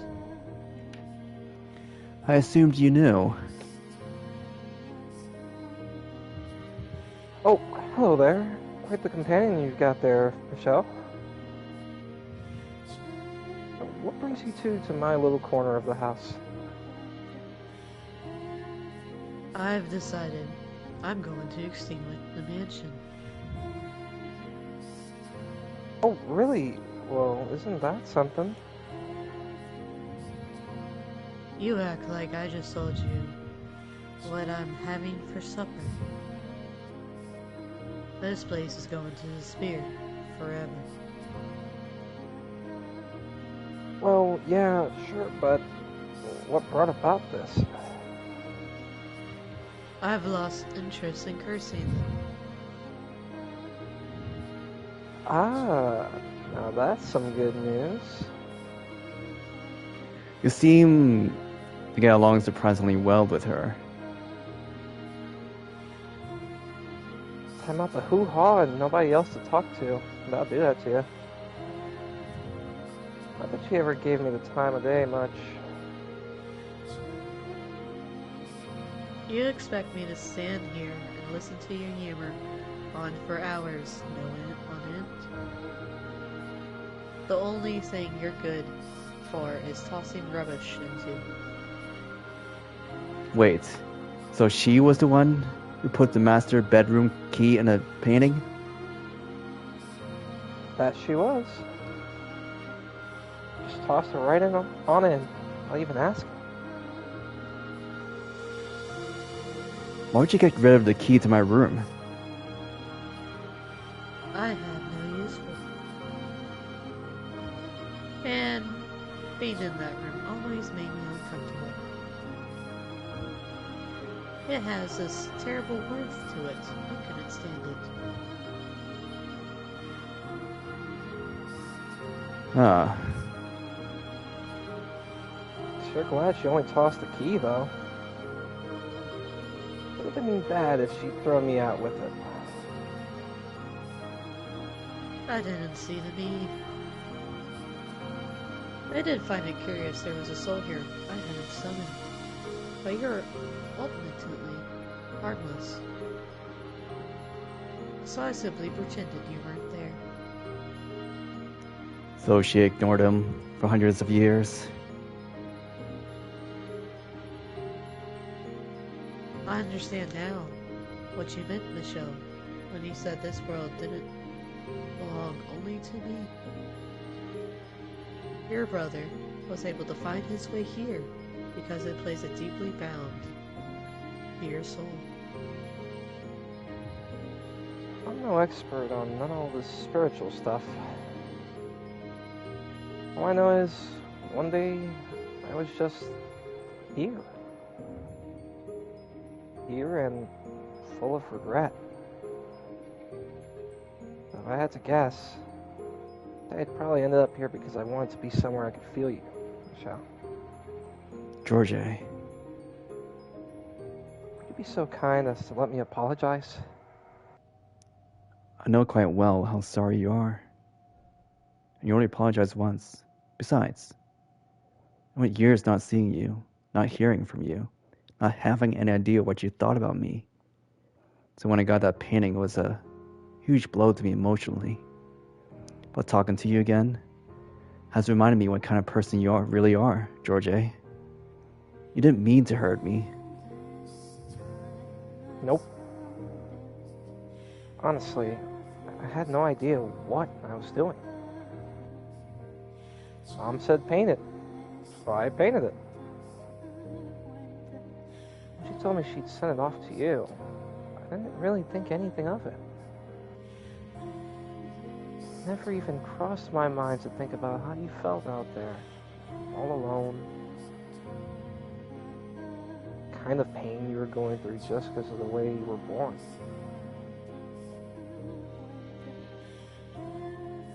When you're not the one on the receiving end, it's easy to be completely blind to your own actions. It never even occurred to me that we essentially exiled you, Michelle. Not until it was all over. Really, all I can say, sorry you got stuck with such a dope for a brother. All I had to do was think about it for 2 seconds. I would have realized what we were doing. And at the time, I thought, it doesn't matter if you're a guy or a girl, you're still you. But I was wrong. It's not that simple. I can only imagine someone coming up to me one day and saying, nah, you're actually a girl. And everyone I care about suddenly not wanting anything to do with me. Drag that be. I'm real sorry, bro. It's okay, George. I forgive you. Thanks. I wanted so badly to see you and Didier again, George. Well, I didn't get that chance in life. I'm still glad to have the opportunity to talk to you now. To hear the things you never got to say. It pains me to see you reduced to this form. But knowing that as a result of overwhelming regret, that you were just that desperate to find me again, it warms my heart.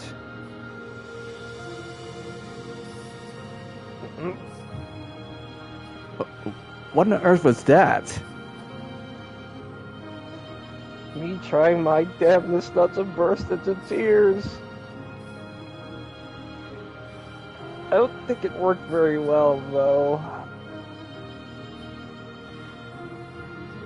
Does the canvas look wet? Can you feel it for me? I think I'll pass. Not feeling up for any brotherly love? Honestly, relieved to see you're still the same George I was new. Changing ain't really my thing, after all. I suppose it isn't.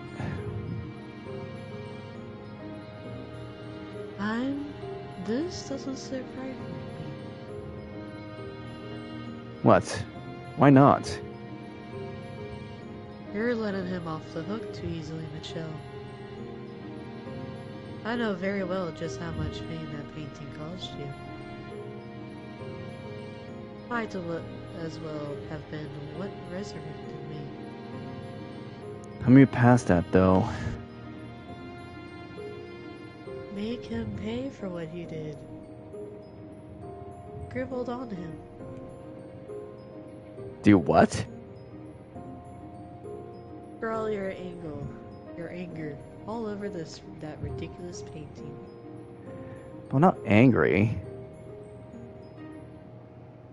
Well, that's a damn fine idea if I have ever heard of one. You most definitely need to make me pay, Michelle. George? Go on. Hit me with everything you got. Scribble away. Even if I wanted to, I have nothing to draw with. Use your finger, and I'll trace it out for you. Come on, what are you waiting for? He really wants me to draw on him, doesn't he? He more than deserves it, Michelle. Bring it on, Michelle. This conversation got bizarre fast. Okay. I'll draw on you.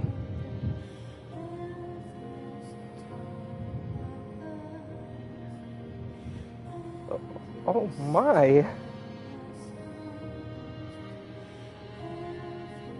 Now that is downright ghastly. What? You might actually have potential, Michelle. Voodoo dolls are the last thing I expected from you. 4 of them at that. And a demonic being alongside them. Oh, I can just feel your burning rancor, Michelle. That's not what I drew at all. What? What is it? It's not important. Now that that's finished, I think it's time we all took our leave. Oh, I can come too? Well, I might need a little help with that, Michelle. As you can see, walking ain't one of my talents. That's alright. I'll carry you. Careful taking me off my hook. By all means, feel free to drop it, Michelle.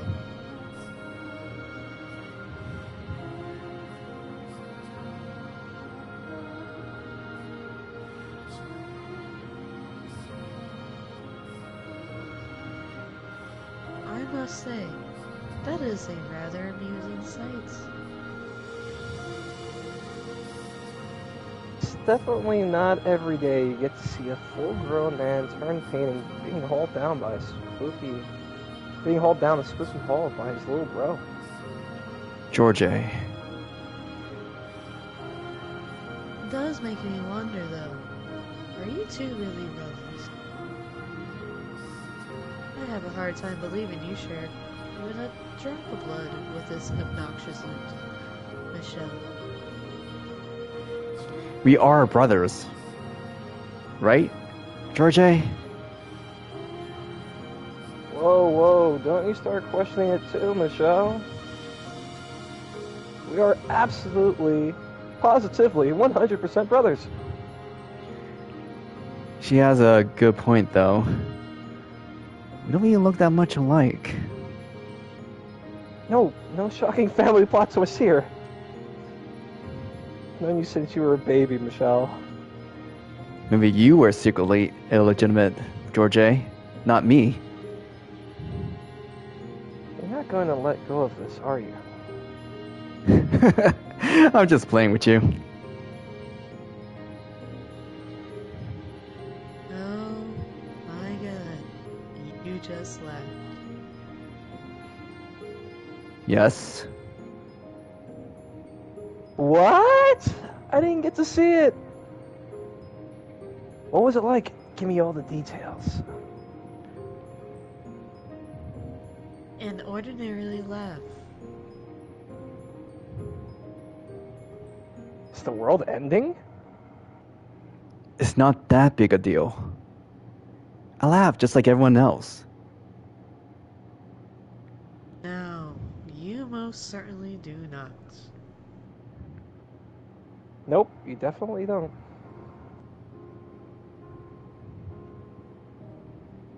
Well, so much for my tearful reunion with the brother I always knew and loved. Anyway, since we're breaking character here, how about one from our favorite witch too? And no cackling. That doesn't count. Excuse me, why would you want me to? Because every time I've seen your smile, it's never been about anything good. Plus, now that you've got your face back, you're actually quite the looker. Go on, give me a big old grin. Not happening. Come on! Okay, fine. If you don't want to do it for me, pretend it's for Michelle. Oh, well, what did I have to do with anything?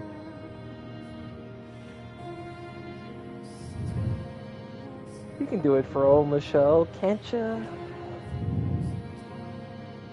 Show him those pearly whites, girly.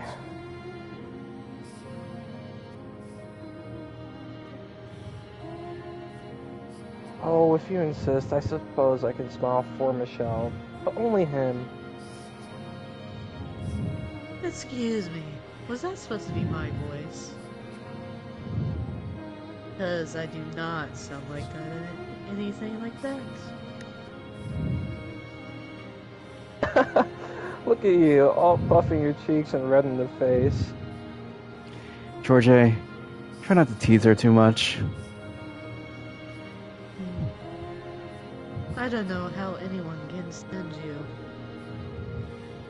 It's like every word that comes out of your mouth exists solely to ruin the mood. You know, maybe it wouldn't hurt to lighten up a little bit. This is the end of a long journey, but that doesn't mean we have to make it somber and uptight affair. I am genuinely not sure how I feel about you. The most sober-ability uptight men I know telling me to lighten them. She got the point. But I'm not that bad. Am I? Anyway, shall we be off now? That we shall. The witch and her band of merry men departs. I'm not sure if one person in a talking painting consists a band. Giselle, I know we found each other again. I have faith we will. We'll cast away this mansion's darkness, and then I'll wait your return, no matter how long it takes. Yes, I think it's time we took our leave.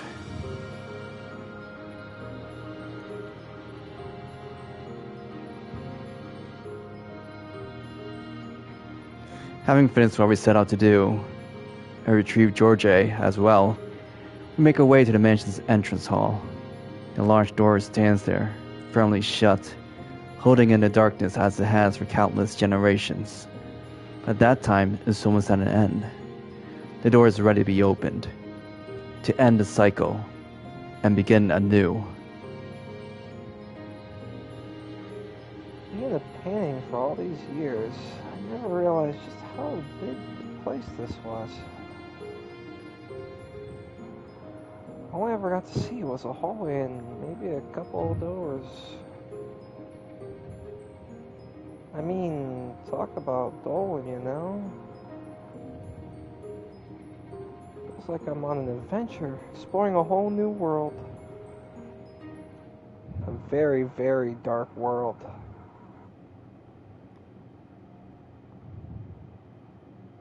Michelle, would you mind shutting him up? If only it were that simple. Can you blame me for being talkative? It was a lonely life. That would be fine, if you had any concept of the appropriate time and place to be chatty. Are you aware of where we are right now?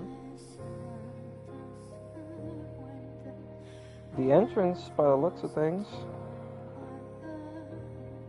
Precisely. The end to a century's long act of vengeance is but a few feet beyond that door. And you're chatting away like it's another day at court. Try to maintain at least a semblance of gravity, if you would. I'm starting to notice you're rather ceremonious, aren't you, Morgana? This is a day to be celebrated, not to be all stiff and no fun allowed. Are you not at all worried? There's no guarantee that any hope lies beyond that door. After all, when the mansion disappears, so too will we. And that is the rightful state of things. Our present forms may cease to exist, but our souls will live on. So long as they do, we will eventually return to the world. Let's press onward, not fearing a temporary end. Well said, Michelle. If I had feet, just swept me right off them. George, I'm beginning to wonder what would happen if I threw you out the wall. Now, let's not do anything hasty. Oh, for God's sakes. You're the guide.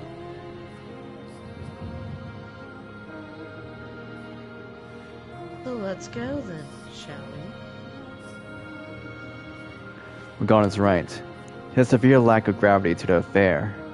Thanks to George's lackadaisical nature, whatever fear I had is gone as well. His ever playful interactions bring me back to when I was alive. There was me and my two brothers. Fond memories of the time we had together, of the admiration I had for them, of me chasing after them. Nothing could possibly replace those days. I'm glad I had a chance to reflect on them, if really briefly before the end. I take a few steps forward, stopping just in front of the door. Morgana steps up beside me. I envision the light that lies beyond it, radiant and white, waiting to rip through the darkness. The light we seek, that we long sought. I take in a deep breath, look up at the door, place my hand on its hard surface, and push it open, welcoming the future it holds.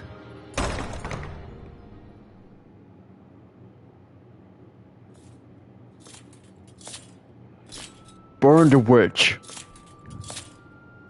What? Crucify the impure!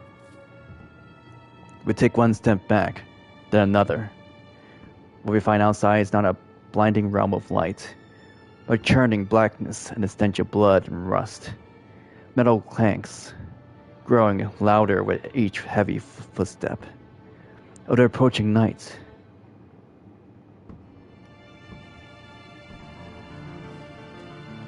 Death to the unholy. 3 days and 3 nights, hanged upon the cross, purified by the fires of heaven. Death. What's going on?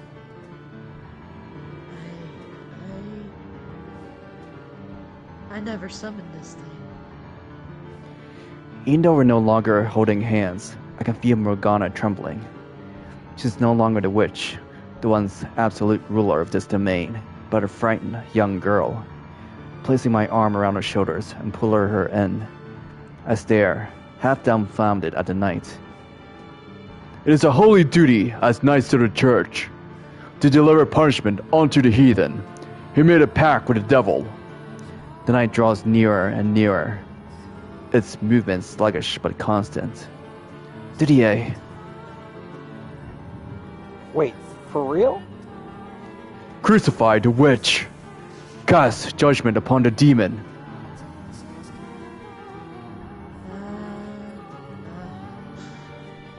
The word witch, coming from the delirious, vengeful phantom's mouth, proves far more distressful for Morgana than me. Whoa, hold on. What's D doing here? Please, come to your senses, Didier. I know it's you. Judgment, crucifixion, execution. No. I'm not a witch. The night is partially occluded by the dark, writhing miasma enveloping him, but he bears the same muscular build as the Didier I knew in life, and he's unwaveringly determined to see us executed. Didier, this is not how I had hoped our reunion would go, Didier. Why? After so very long. Is this how the three of us find each other again? Images flashed through my mind. The day I left the Bollinger estate. when Didier promised me we would one day meet again. Them each giving me a hug before I climbed into the carriage. First Didier, then George. Is this my fault? Is he here because I wish to be reunited with my brothers? Is this the way fate chose to grant that wish? Burn the witch! Well, look at that. Guess I'm not your only blockheaded brother, huh? George. Before you get any bright ideas, Michelle. It's not your fault. Wow. It's not your fault. Our long-awaited... It's not your fault our long-awaited family reunion didn't quite go as planned. Didn't go as planned either. Just like me, he cursed himself. Only it seems his was a whole lot more powerful.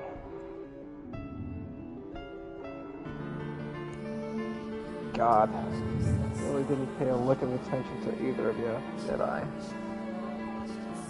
The unclean witch must be purified from this world. It is my duty. Hey, D, are you in there? Shoved a whole lot of crap onto your plate. Keeping up with a family name, taking care of Mom, just about everything I could leave to you. I did. I must uphold the honor of the family name. And then, when it was all over, I blamed you. For killing our little brother. I was convinced you could do anything. You were stronger than anyone. Crucify the witch. Sorry, D. Burn the witch. He continues his plodding march forward, seemingly unaffected. It's impossible to tell if George's words are getting through to him. Stop, Didier, please! And my words don't seem to be either. Didier! He's closing in on us, and we're running out of space to retreat. Alright, D. That's how it's gotta be. Just this once, okay? Knight takes another heavy, merciless step towards us. The exit's right there, but we're backed up against the wall. The end was almost within our grasp, yet it seems so hopelessly far away now. Please, Didier, don't do this. I know you don't actually want to hurt anyone. Didier! The knight raises his sword, thrusting it forward with a sharp whoosh. Death!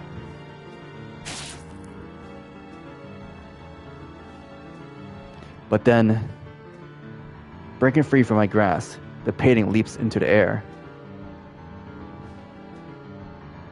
I'm really sorry. You got stuck with a pair of dolts for brothers. George! The next second, the eldest brother's blade pierces George. George! George! His form wavers momentarily before fading into the darkness, his voice lingering behind. Don't worry about me, Michelle. Got my share of redemption already. I know it can be a bit of a pain. Do for D what you did for me, would you? Go on. Call out to him. Suck in a big old breath and call out to our brother with everything you've got. George!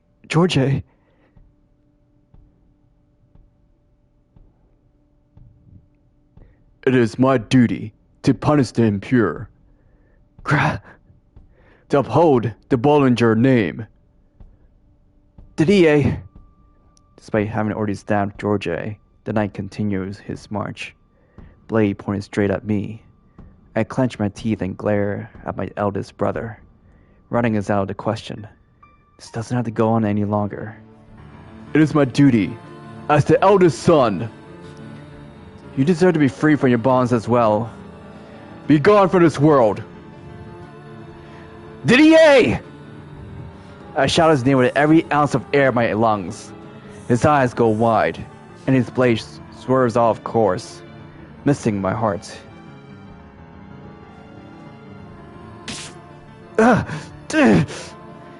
And piercing my gut instead. Didier, it's okay. You can let go now. It's not your responsibility anymore. You have no duty to anything anymore. Didier! I reach a hand out for my brother. Blood spills from the hole in my abdomen in rhythmic spurts. I can feel something hot rising in my throat. But that doesn't stop me. That doesn't stop my hand crawling through the air towards him. He's my brother. I have to do whatever I can for him. Free him. Bring him back. Didier, there's nothing here. In need of your judgment. With shaking fingers, I clasp my brother's arm. I squeeze, holding on with what vigor remains, and give another shout. Look me in the eyes, Didier. Please. Hear my voice. Hear your brother's voice. I can't stand to lose anyone else. If you don't come to your senses, then George's sacrifice will have been in vain. It's time for you to break free.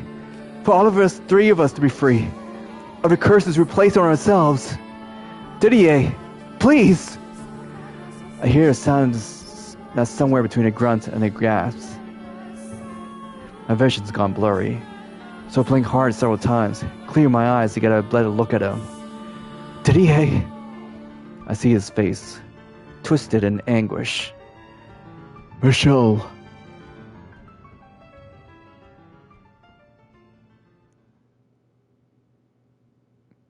Didier. Oh, thank goodness. You heard my voice. Did I do this to you, Michelle? It's nothing. I made the same terrible mistake once more. Didier. I caused you harm. I'm tempted to take your life. It's alright, Didier. Michelle. Release yourself from the chains that bind you. But Those aren't your duties anymore. You don't have to protect the family name, or to uphold the order's standards. You can do as you wish. Punish me for my wrongdoing. Please, Michelle. Punish me. Didier. Cast judgment upon me. It's all in the past. Judgment is not necessary for anyone. That doesn't change what I did. I killed you. I hanged you from a cross. I must be made to pay for my sins. Punish me, Michelle. I implore you. Didier. I think I know now why you never removed your helm that day. Why you remained silent for the whole ordeal. Michelle. You were crying, weren't you? Weeping. For me. Your tears are atonement enough for me. Michelle. You bore a great deal of responsibility in life. As the Bollinger's firstborn, you're obligated to protect the family's honor. As the knight of the church, you're tasked with a duty by execution. You had no other choice. I sincerely believe there was nothing else you could have done. I bear no grudge against you, no resentment for the decisions you were forced to make. I certainly don't curse you. Let's just forget it all. It's long over and done. Still, it was a mistake I should have never made. I took the life of the pure soul, I know. There's no honor in that. Didier, I put protecting the family's name above protecting my actual family. You trusted me. You believed in me to the very end. And I killed you. I knew what I was doing. I knew you weren't cursed.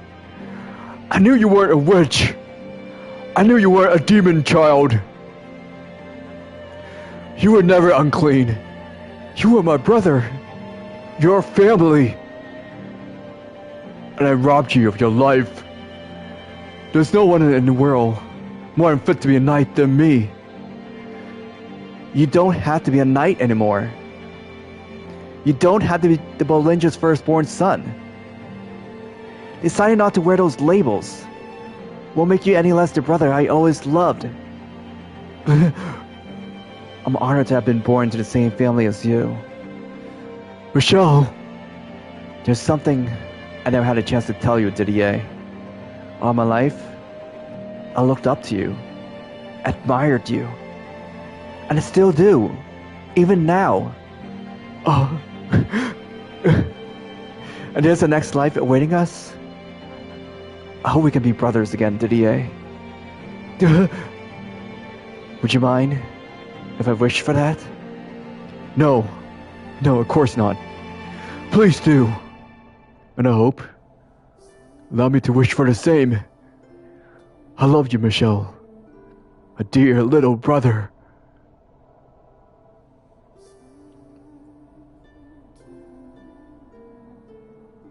Upon those words, Didier's phantom begins fading away.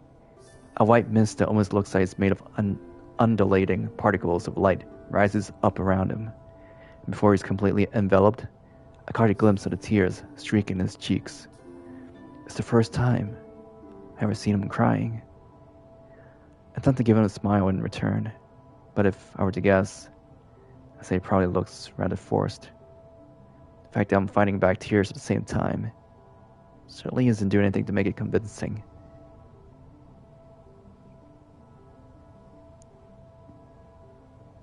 Before he's completely faded away, I wrapped my arms around my brother's shoulders, much like he did for me on the day of my exile. Not as an eternal farewell, as a promise that we'll meet again.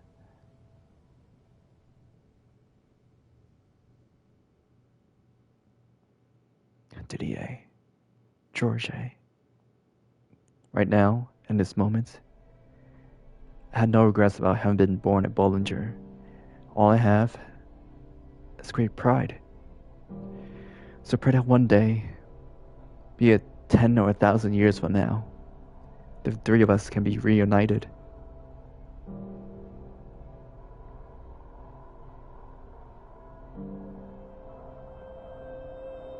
I've got a number of things going through my mind right Morgana, I'm just not sure how to put it into. don't worry. Those words say everything. You can cry if you want. I won't mock you. I promise. No, I won't cry. I'll save my tears for our reunion. Oh. That painting. It didn't have to get itself destroyed. He'll be fine. I'm sure. I have faith.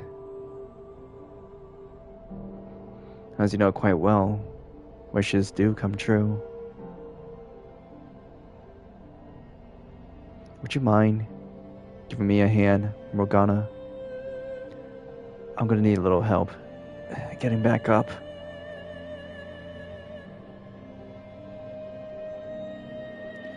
At the moment's pause, she hesitantly extends her fleshless hand. I clasp the bones and with her aid, pull myself to my feet. Blood spurts from my gut as I do. There's not much in the way of pain, strangely, only creeping exhaustion.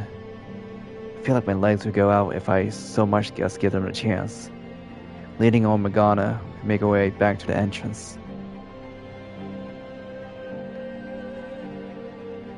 You're not going to disappear.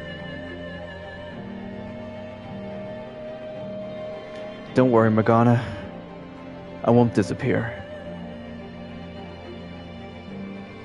Alright. Let's open the door. Together. Bring light into this world of darkness. Move forward. Start anew. Brighter. Let's. I take in a deep breath. Look up at the door. My eyes on the future. It's time to open the door. Not to an ending, but the door to a new beginning.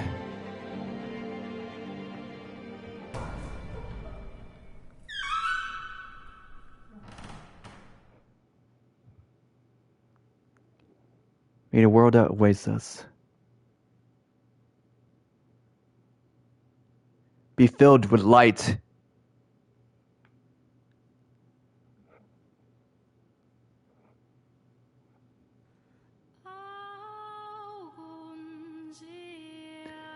Immersed in near blinding light, we press onward.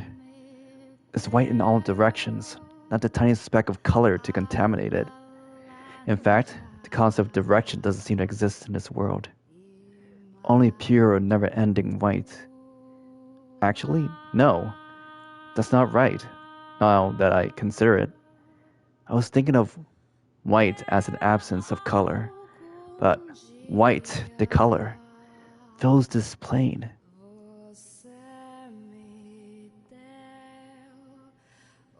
It's all disappearing. We made the right choice, didn't we? Yes, this is how it's meant to be.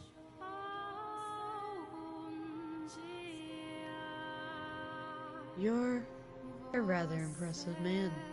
I hope you realize. Not only did you free 3 trapped souls, but you also saved your brother. I didn't do any of that alone. Without help, I never would have made it this far. I would have shouted yet again, till nothing was left.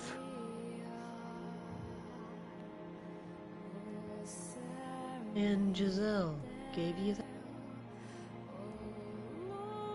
She did. So what? You're going to wait here for her? I am. In that condition? I won't let myself disappear before she's made it back. Do you remember the warning I gave you in the mansion? About how if a soul is damaged or destroyed, it's wholly and utterly erased from existence. Never to return to any shape or form. If you lose much more blood, that's what will happen to you. You'll be erased forever. Don't worry. I won't let that happen. You pushed yourself too hard, Michelle. I feel like you're hurt in some way almost every time I see you. Though I suppose about half of that would be my doing. You may have caused me some pain, but I also wouldn't be here without you. What? I mean it. If you say so. Besides, I've practically only ever seen you hurt too.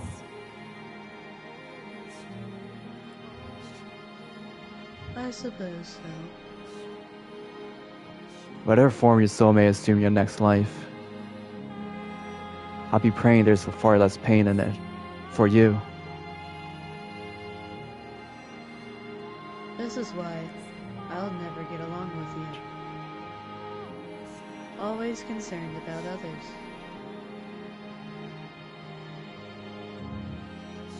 Can I ask you something? If you were to be born again, would you want to be a fully male body?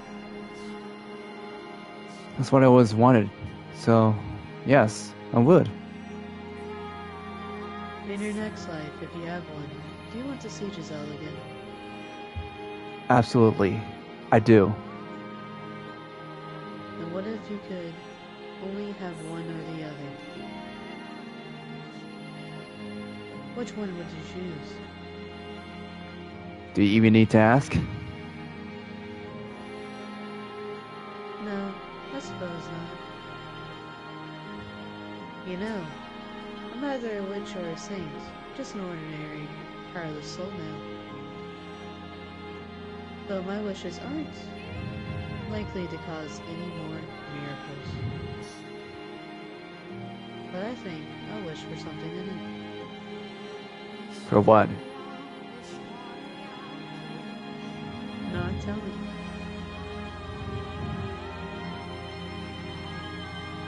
Well, I'll be off then. Alright. I didn't think it would be so difficult to come up with parting words. You can say whatever you like. First thing that comes to mind is fine. Okay then, I'll say to you the same thing I said to them.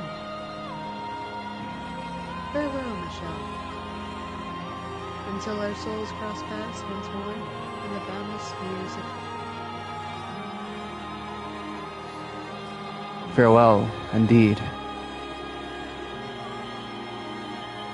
If, however, if by some infinitely mystical low chance, we do happen to meet again, would you be my friend? Morgana. Absolutely.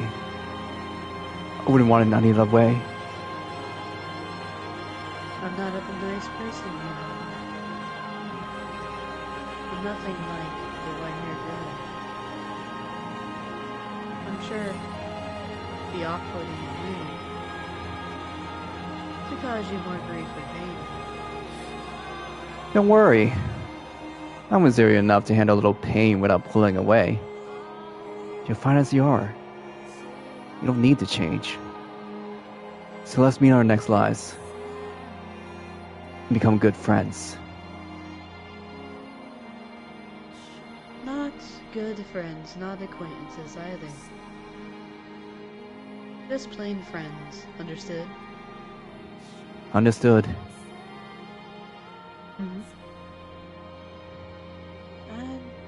I'm rather looking forward to it. Now, this is goodbye for real. I suppose our part was some uncharacteristic honesty. I'm glad to have you in my life, Michelle. And thank you for everything. Morgana. Farewell. And to our souls, grasp pause once more.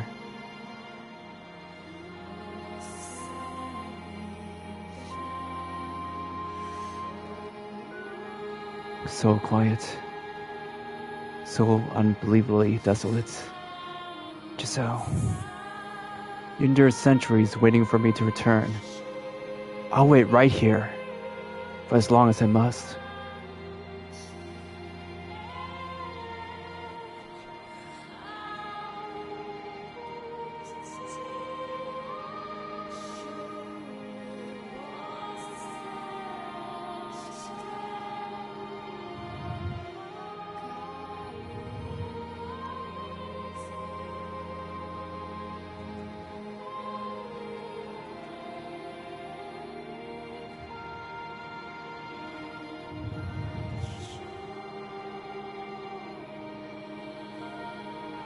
I can feel the mansion, that gathering place for the departed, fading away.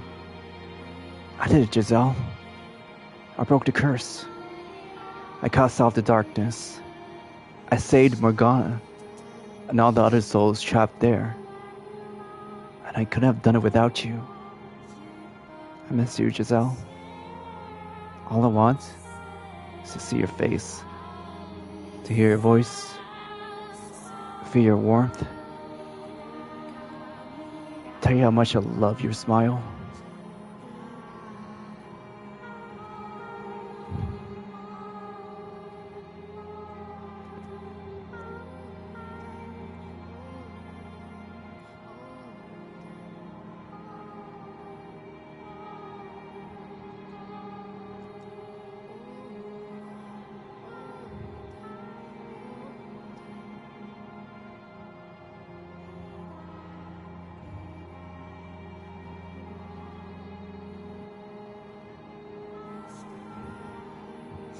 Where are you, Giselle? I know I said I wouldn't let myself disappear until you come back. I'm wishing with all my might for my body to hold out. But it doesn't seem to be working very well. I come to realize as I grow weaker that the will of one man is nothing to face the will of the universe. Where are you, Giselle? I can't see you anywhere.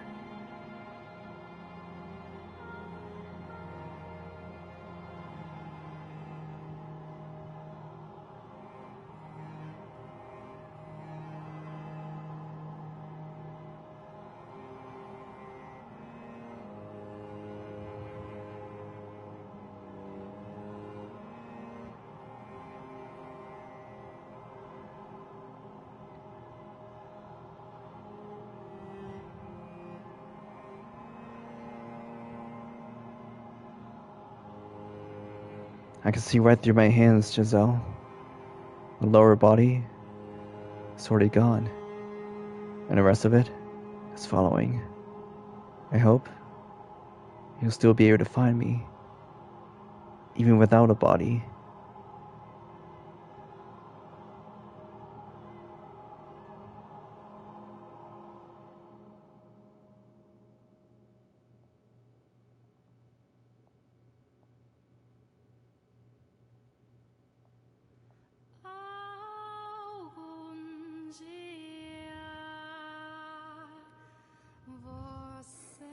I lost my voice now, Giselle.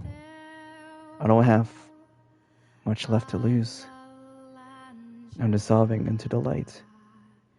Say my name, Giselle. I want to hear you. Say my name. I'm here, waiting for you.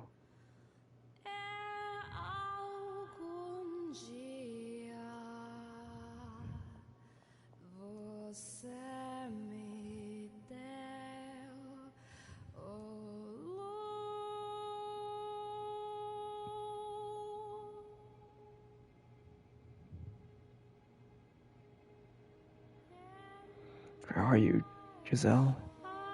Am I making it through to you? Even a little? I need you. I can't allow myself to disappear until you returned.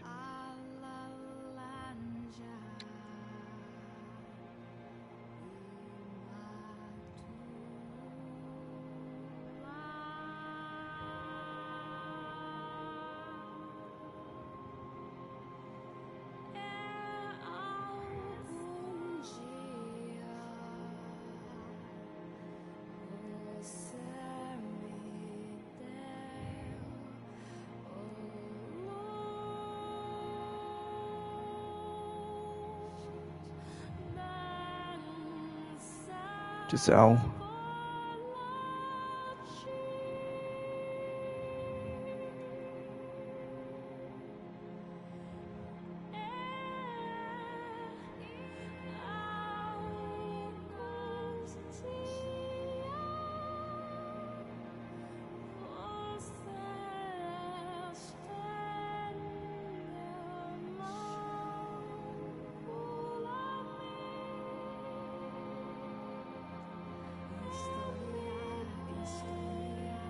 Michelle.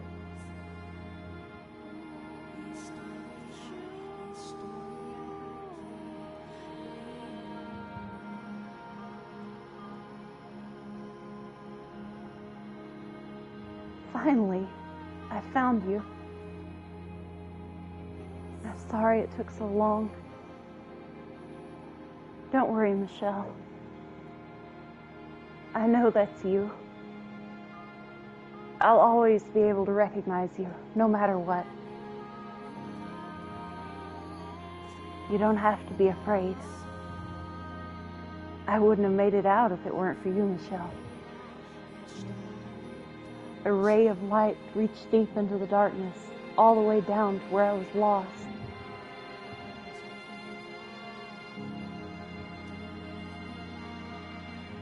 It was a light more radiant than anything I've ever seen. So much so I couldn't hold back my tears. You fought so very hard. You broke the mansion's curse, released it from the darkness. I was right about you. You are strong, immeasurably so. Can you hear me there, Michelle? I'm sorry for keeping you waiting so long, for letting you deteriorate like this. But thank you. Thank you for waiting. Now it's time for us to return back to our rightful places. So please, Michelle, don't disappear on me. Don't let your soul's flame be extinguished. I beg you, keep holding on. There's still so much I need to tell you. I want to hear your voice. I want to feel your arms around me once more. I don't care when, as long as I can have that someday. So that means I need you to not disappear on me. Michelle. Michelle.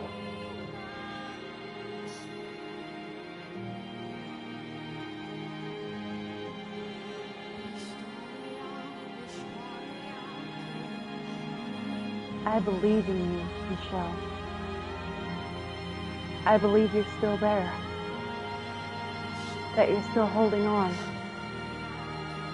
So I ask that one day you'll come and take my hand again.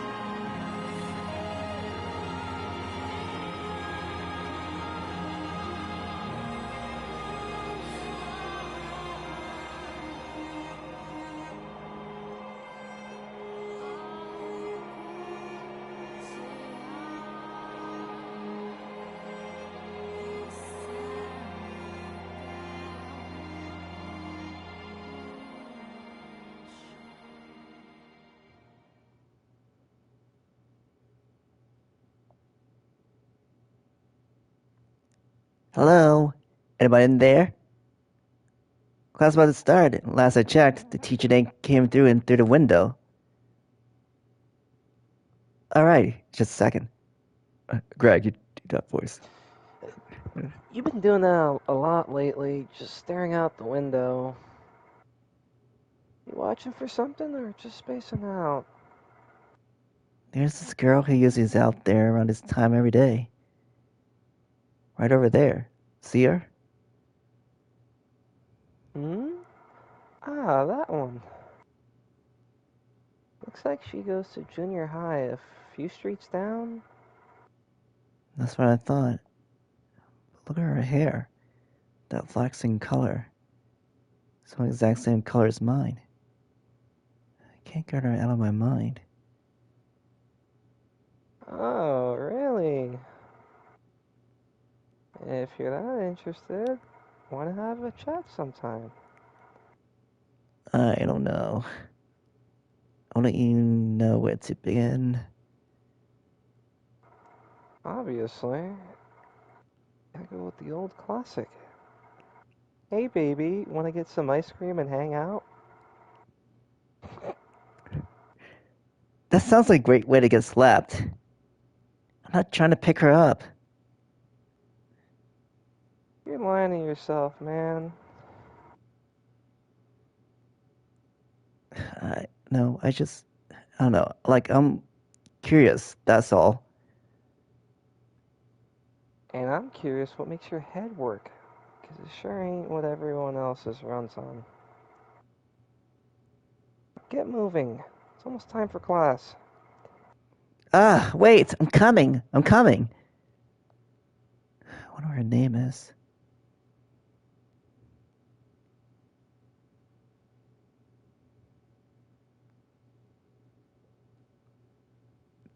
Light. I already know. Thank you. Hey, did you hear about the new ice cream shop just opened up down the road? Down the bus stop? Keebo. I did. And I hear their mint is super good too.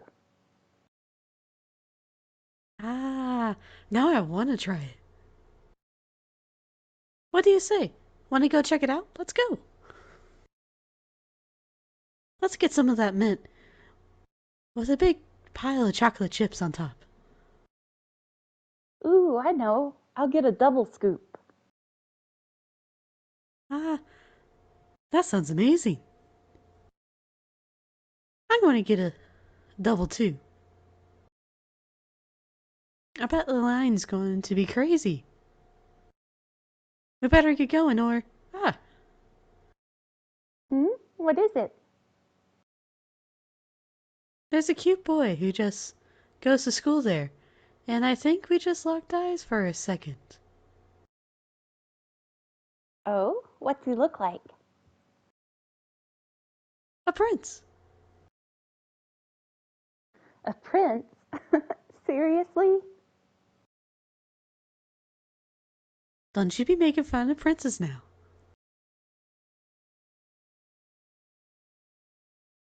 You're not 9, you're 14. And you still haven't grown out of your fairy tale phase? Like, oh my god.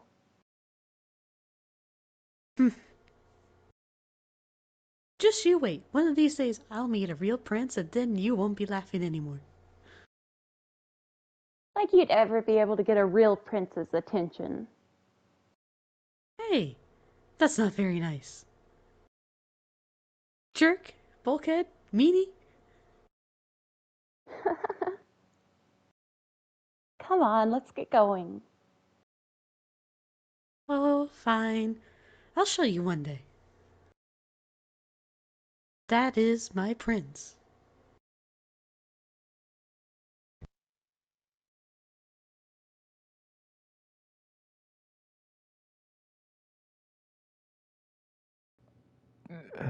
Greg.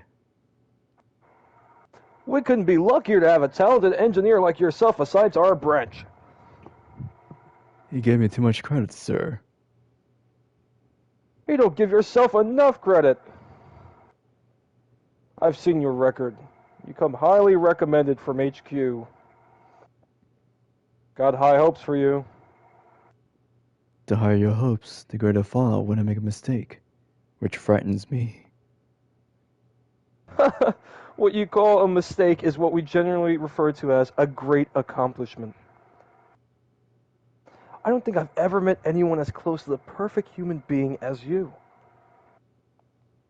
I am far, far from perfect.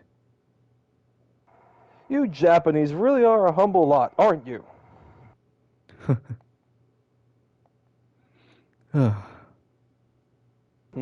What is it? I thought I just saw a woman I recognized. We get a lot of tourists from your parts of the world around here. She's not Japanese. No, I must have been imagining it. This is my first time in France, after all.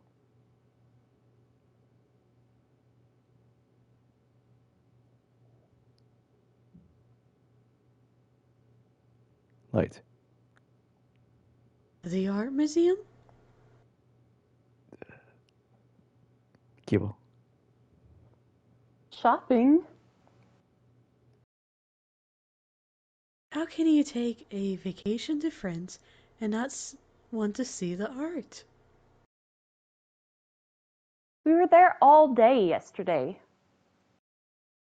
And you agreed before we left today would be shopping day. That was before I realized just how big it was. Just how many beautiful paintings they had on display. There's no way one day is enough to see it all. One whole day of my vacation bored out of my skull. Not like you can eat the stuff, so what good is it anyway? Please? How about this? We go to a different museum. Just no art this time. Oh? What kind of museum? If you don't want to look at the art. A torture museum. I think I hate you. Lighten up. You telling me you don't want to see centuries of torture devices from all around the world? Absolutely not. Then we stick to the plan and go shopping. Oh, have it your way. And you didn't have to be so. Watch out, behind you. What? Ah! God damn, that hurt. Oh, I'm sorry. Learn to watch where you're walking, why don't you? You're so desperate to make a damn ruckus. Go find a cafe somewhere out of the way. Well, excuse me. I apologized, didn't I? No need to be such a dickwad. Have you ever heard talking? Or is it young the only thing you're capable of? This is why I can't stand tourists. Have some damn consideration for the people who aren't here just to fool around. For the love of God. The hell's got your panties in it? And he's gone. That sure was something. Something is right. An insufferable asshole, more like. Burn in hell, motherfucker.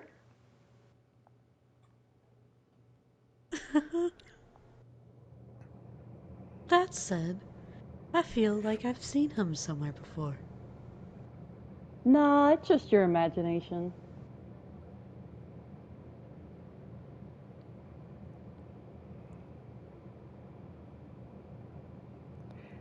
You there, the paper. Good lord, the stock market's a damn mess. What a nightmare. The tourists don't know how to shut up. The French are a bunch of stuck-up snobs. The pizza's awful. Nobody knows how to make good spaghetti. I should just pack up my bags and forget it all. What the hell is this? An article about the human voice. Scientists are studying the effect certain frequencies in the human voice have on the brain. Keep this mumbo jumbo on the paper. My god. Save it for some paranormal or science magazine. Back to the stocks page. Ah! Damn it! The wind got my hat. What is wrong with today? Light. I believe this is yours. Yeah. Thank you. The pleasure is mine. Have a nice... Hey, hold on a second. Yes. First off, before I say anything, I am not trying to hit on you. Don't get the wrong idea. Aha. Now, have we met before? We have, yes. When and where?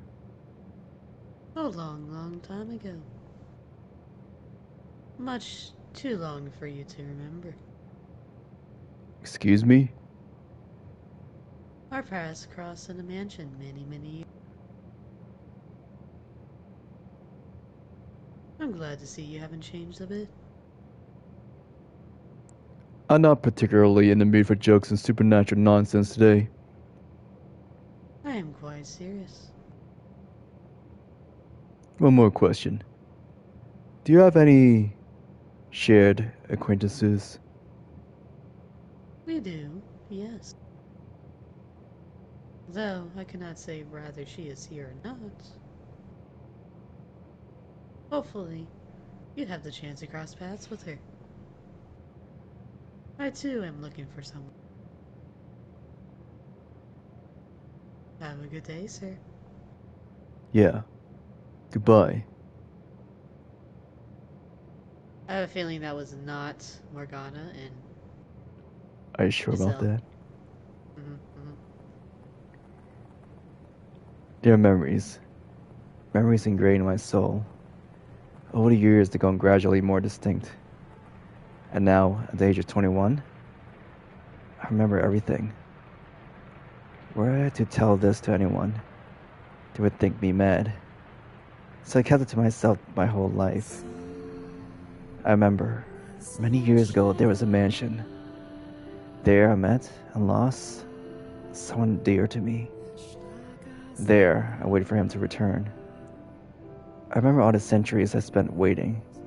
Wait. Him to return? This is me. Yeah! Fuck. Once I heard remember him, I'm like, oh no. Yeah, we need to go back for that. That was one. You gotta redo it. Oh, crap. Ah. That's what they get for not giving any real indications. Crying in the club right now. Oh my gosh.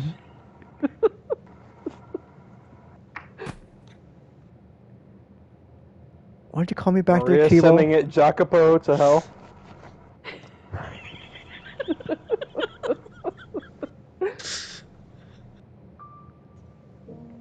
Okay. There are memories. Memories ingrained in my soul. Over the years, they've grown gradually more distinct.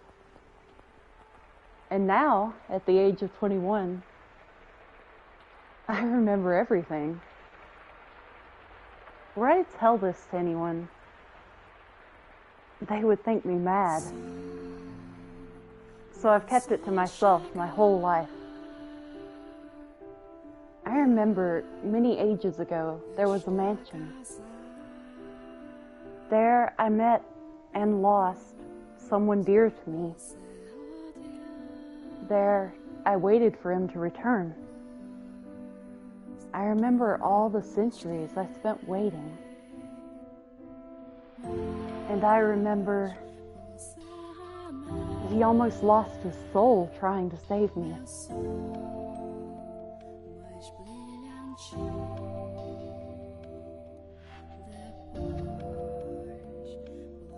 I am once again waiting for him. I'm making my way to where that mansion once stood. A single red rose in hand. A rose containing all my hopes, my dreams, my love. A prayer that it might one day reach you. Roses make wonderful gifts, after all.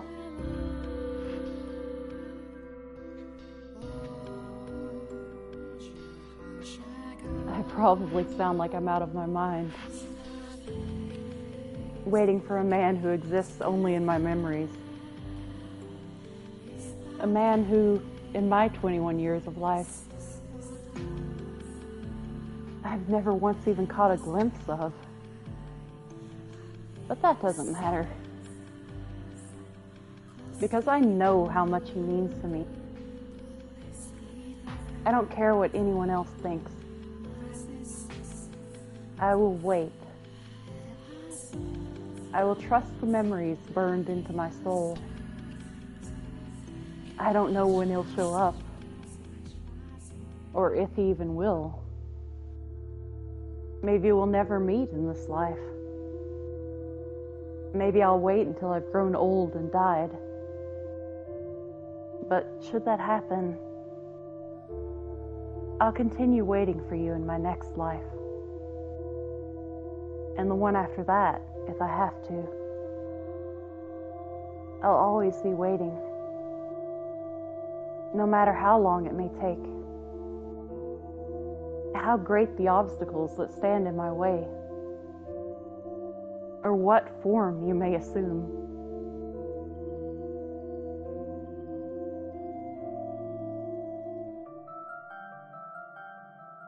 I'll wait as long as it takes. Another 100, another 1,000 years.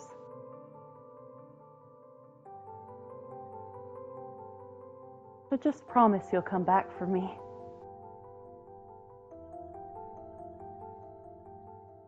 Michelle.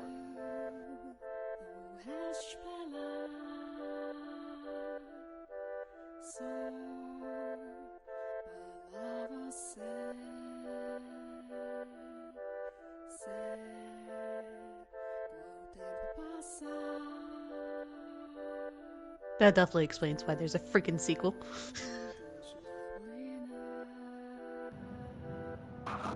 No, that's true.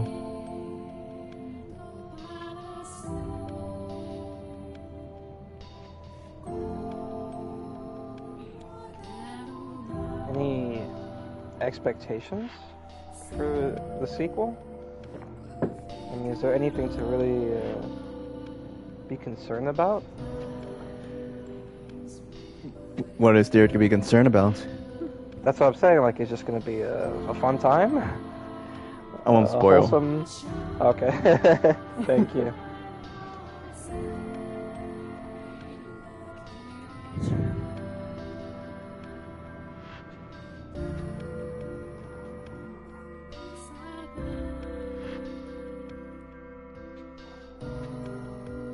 After that, No, I I feel like just- going backwards. Yeah, I was Prequel. gonna say, now I kind of feel like going forward to the sequel.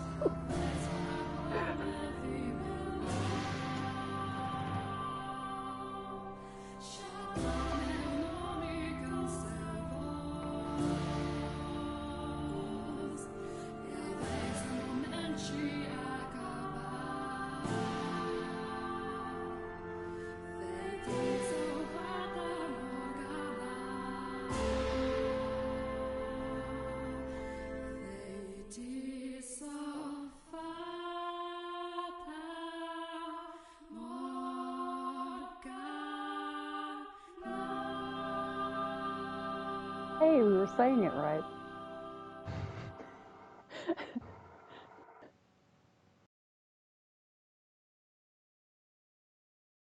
Worry. Don't worry. You don't have to wait any longer. Giselle.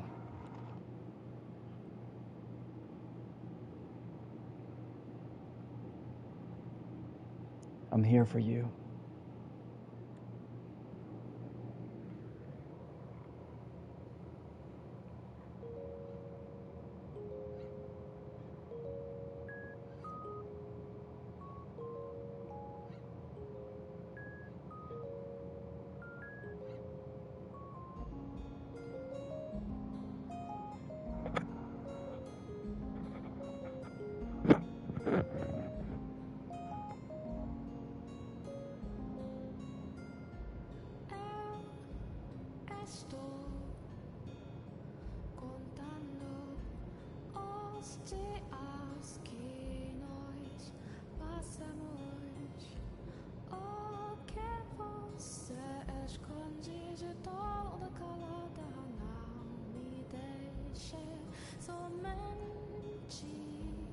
There are memories.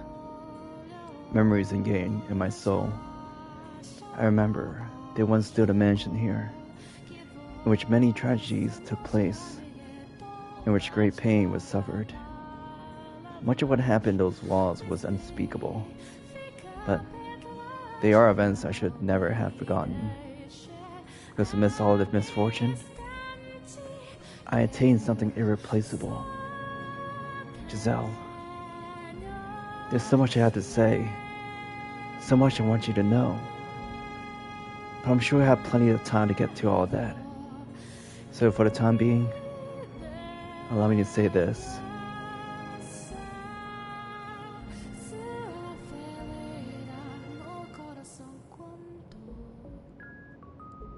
Giselle?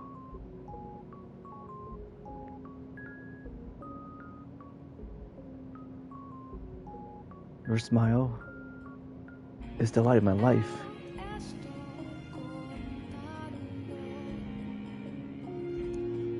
I want to spend my days with you.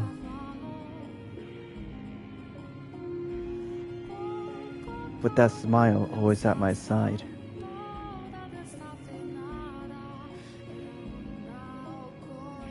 And nothing to get in our way.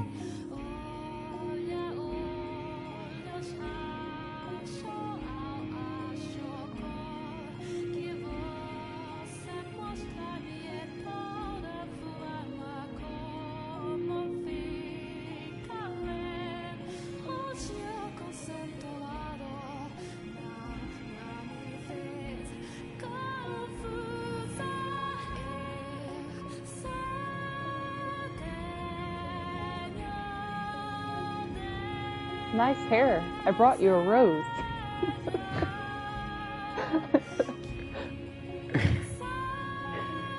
Or light. Our Father, who art in heaven, hallowed be thy name. I ask of thee, O Father,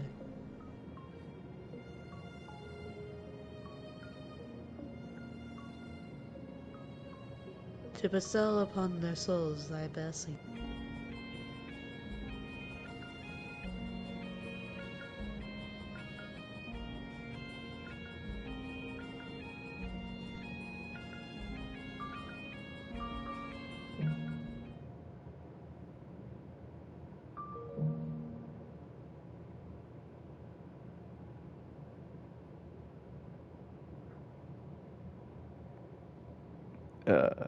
Keebo. Wake up. Please wake up. Come on.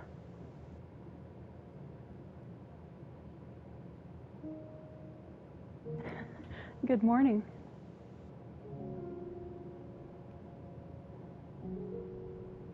What's the occasion? You never come to wake me up. I was merely concerned for your health. You really should be sleeping in a proper bed. You were concerned about me? You do realize the concept of health bears little meaning for either of us, don't you? Why would I not be concerned? You are me. If something were to cause you to depart this world, the same would happen to me.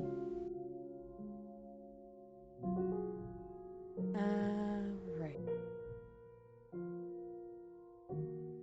That's true. It was so long ago I almost forgot. I told her she was me. And it would seem she still believes that to be the case. Foolish woman. What kind of herbal tea would you like to start your day with? I have some lovely mint leaves, if you would like. They're wonderful for improving one's mood. I have no interest in or need it for he. That is most unfortunate. In that case, perhaps you could tell me a story? A story. You mean the one about Michelle and Giselle again? Yes, that one. I do love that story oh so very much. I, for one, am growing rather tired of it. I've told it to you a dozen of times now. Now, don't be like that. The best stories never stop being moving, no matter how many times you hear them. It's like I'm talking to a child. Alright then, how about this? I'm going to ask you a question. If you give me an answer I like, I'll tell you the story again. Oh? What kind of question? Not difficult, I promise. I want to hear your opinion on something. Do you think Giselle and Michelle should be reunited? That is far from a simple question, if I do say so myself. She would certainly be happiest if he were to return, yes. After all, Giselle yearns after Michelle so much. She takes the name Michelle when she is reborn. That she does? She assumes the same name every single time. But her namesake, the real Michelle, has never once shown up. No, he has not. In which case, the more realistic option for her to attain happiness would be to forget about him and stay here in the mansion with me. I could take very good care of her, provide her with enough happiness to balance out all the tragedy she's had to suffer. This is brilliant. If only she had any idea how far off the mark she was. You are Giselle, my dear.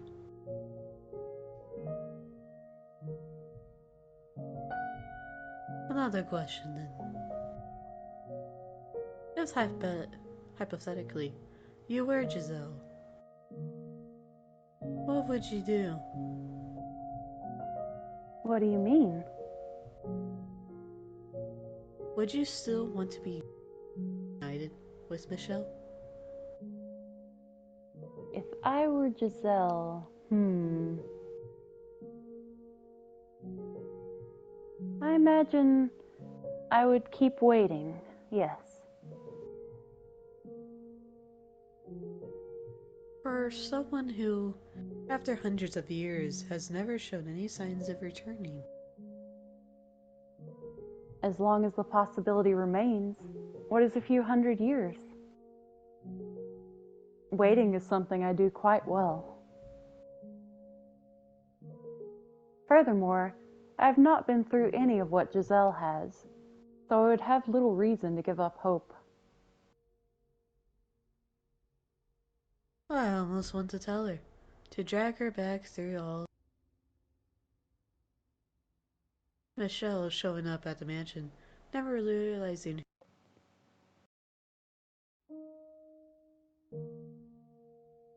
you unable to bear the disappointment, the betrayal. Is something the matter?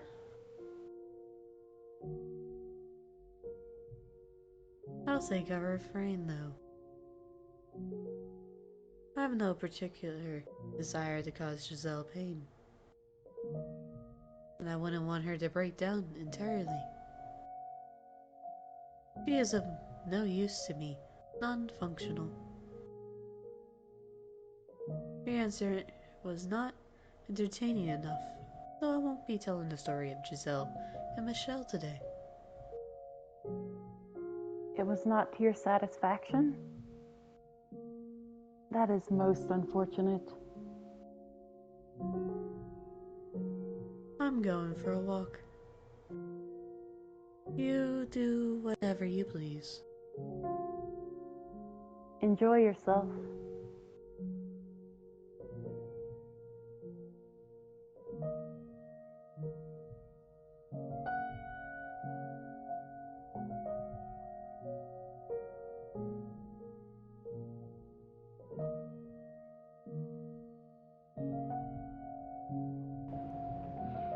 This isn't what I wanted.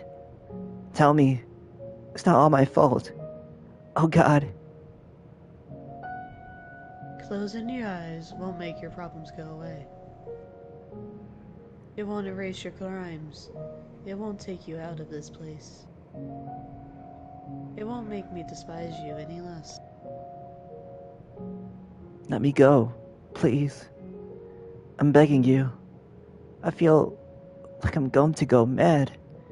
There's nothing here. Absolutely nothing. I vaguely remember a beautiful rose garden. But those memories just make it worse. I can't stand the sight of this emptiness any longer. You better get used to it, or accept your growing madness, because this is all you'll be saying for eternity. It's not my fault. I'm all my fault. Repeating that won't make it true. Tell me something, Belle. Who's the girl you cared most about? I presume you've been here long enough that you remember the era of roses. You remember what you said to your dear sister, the girl you once went to such lengths to save? You called her disgusting. You pushed her away. You were a terrible brother and a person. I can't stop laughing when someone like you starts going about how much you care, how important this or that person is to you. Empty, superficial, meaningless words. I love Please. Enough. it.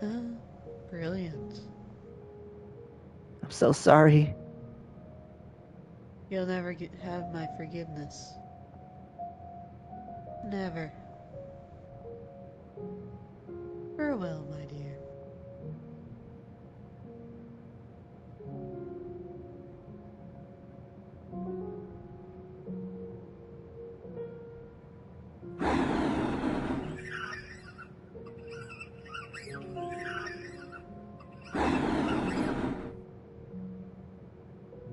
I don't think I'll even bother with him today.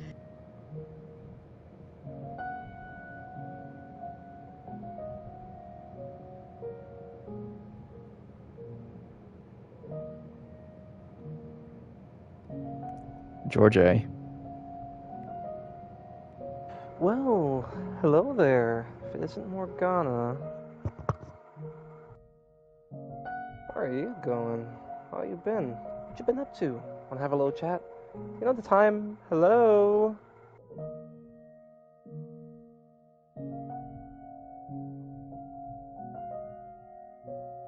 And I'm definitely not dealing with him.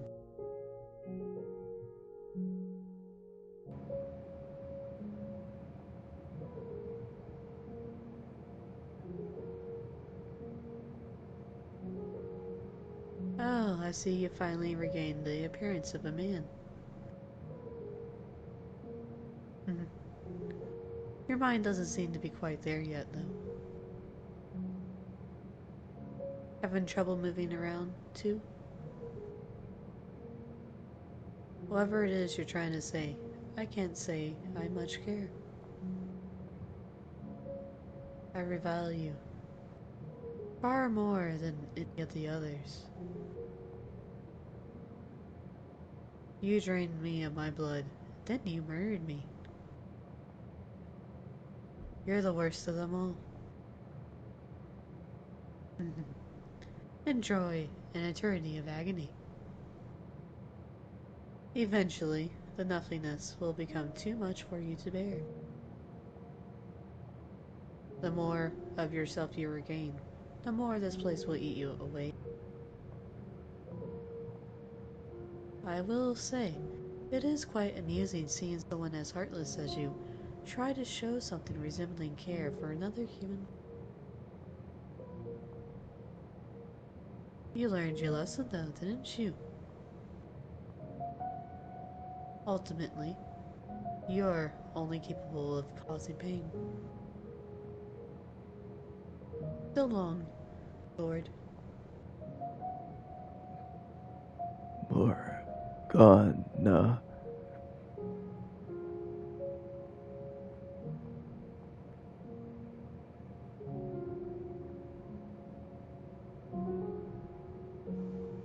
Oh, back from your walk already?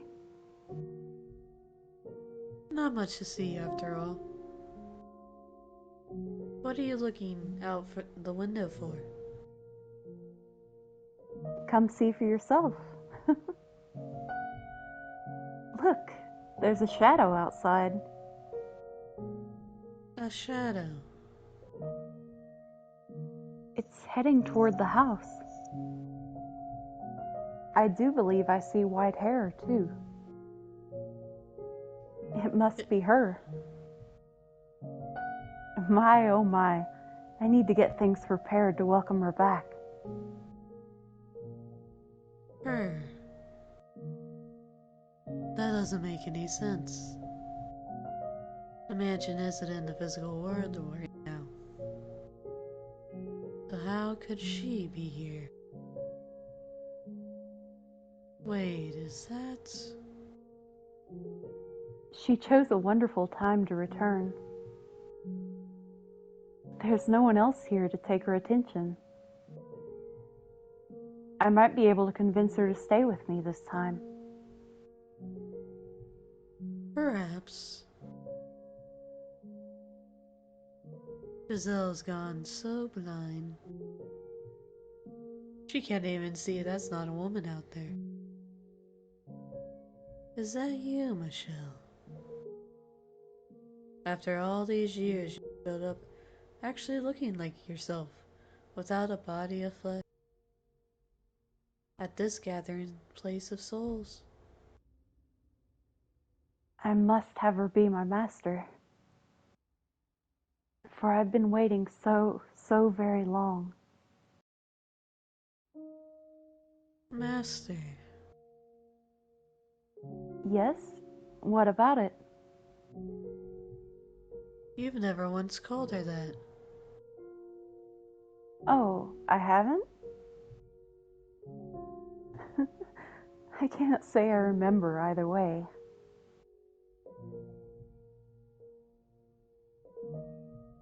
I'm going to add a few logs to the fireplace. We would not want the house to be cold when she arrives. You go do that.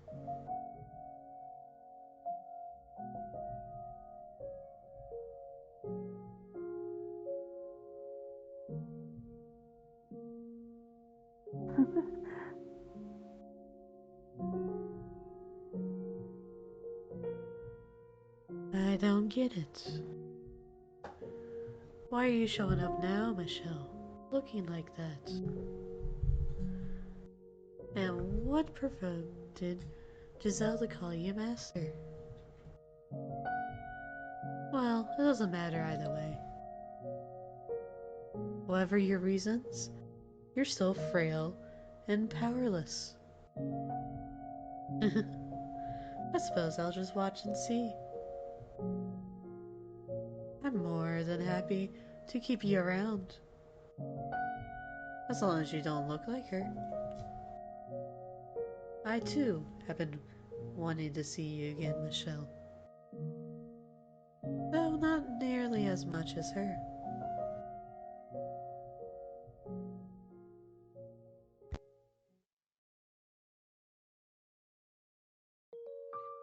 Dude, the maid creeped me out for a moment. I'm like, is she just gonna stand there? Like, she's just menacing. Well, that's just kind of how she is. Oh, would you look at that? We do have to do the beginning part before Wait, we can even do the go secondary. through the back door. Go through the Yep. back door. Nope. No, we're not doing that yet. Let me in.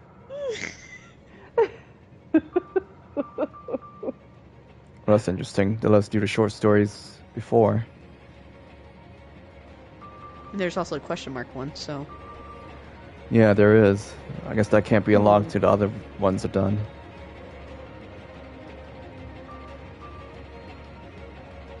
So much content.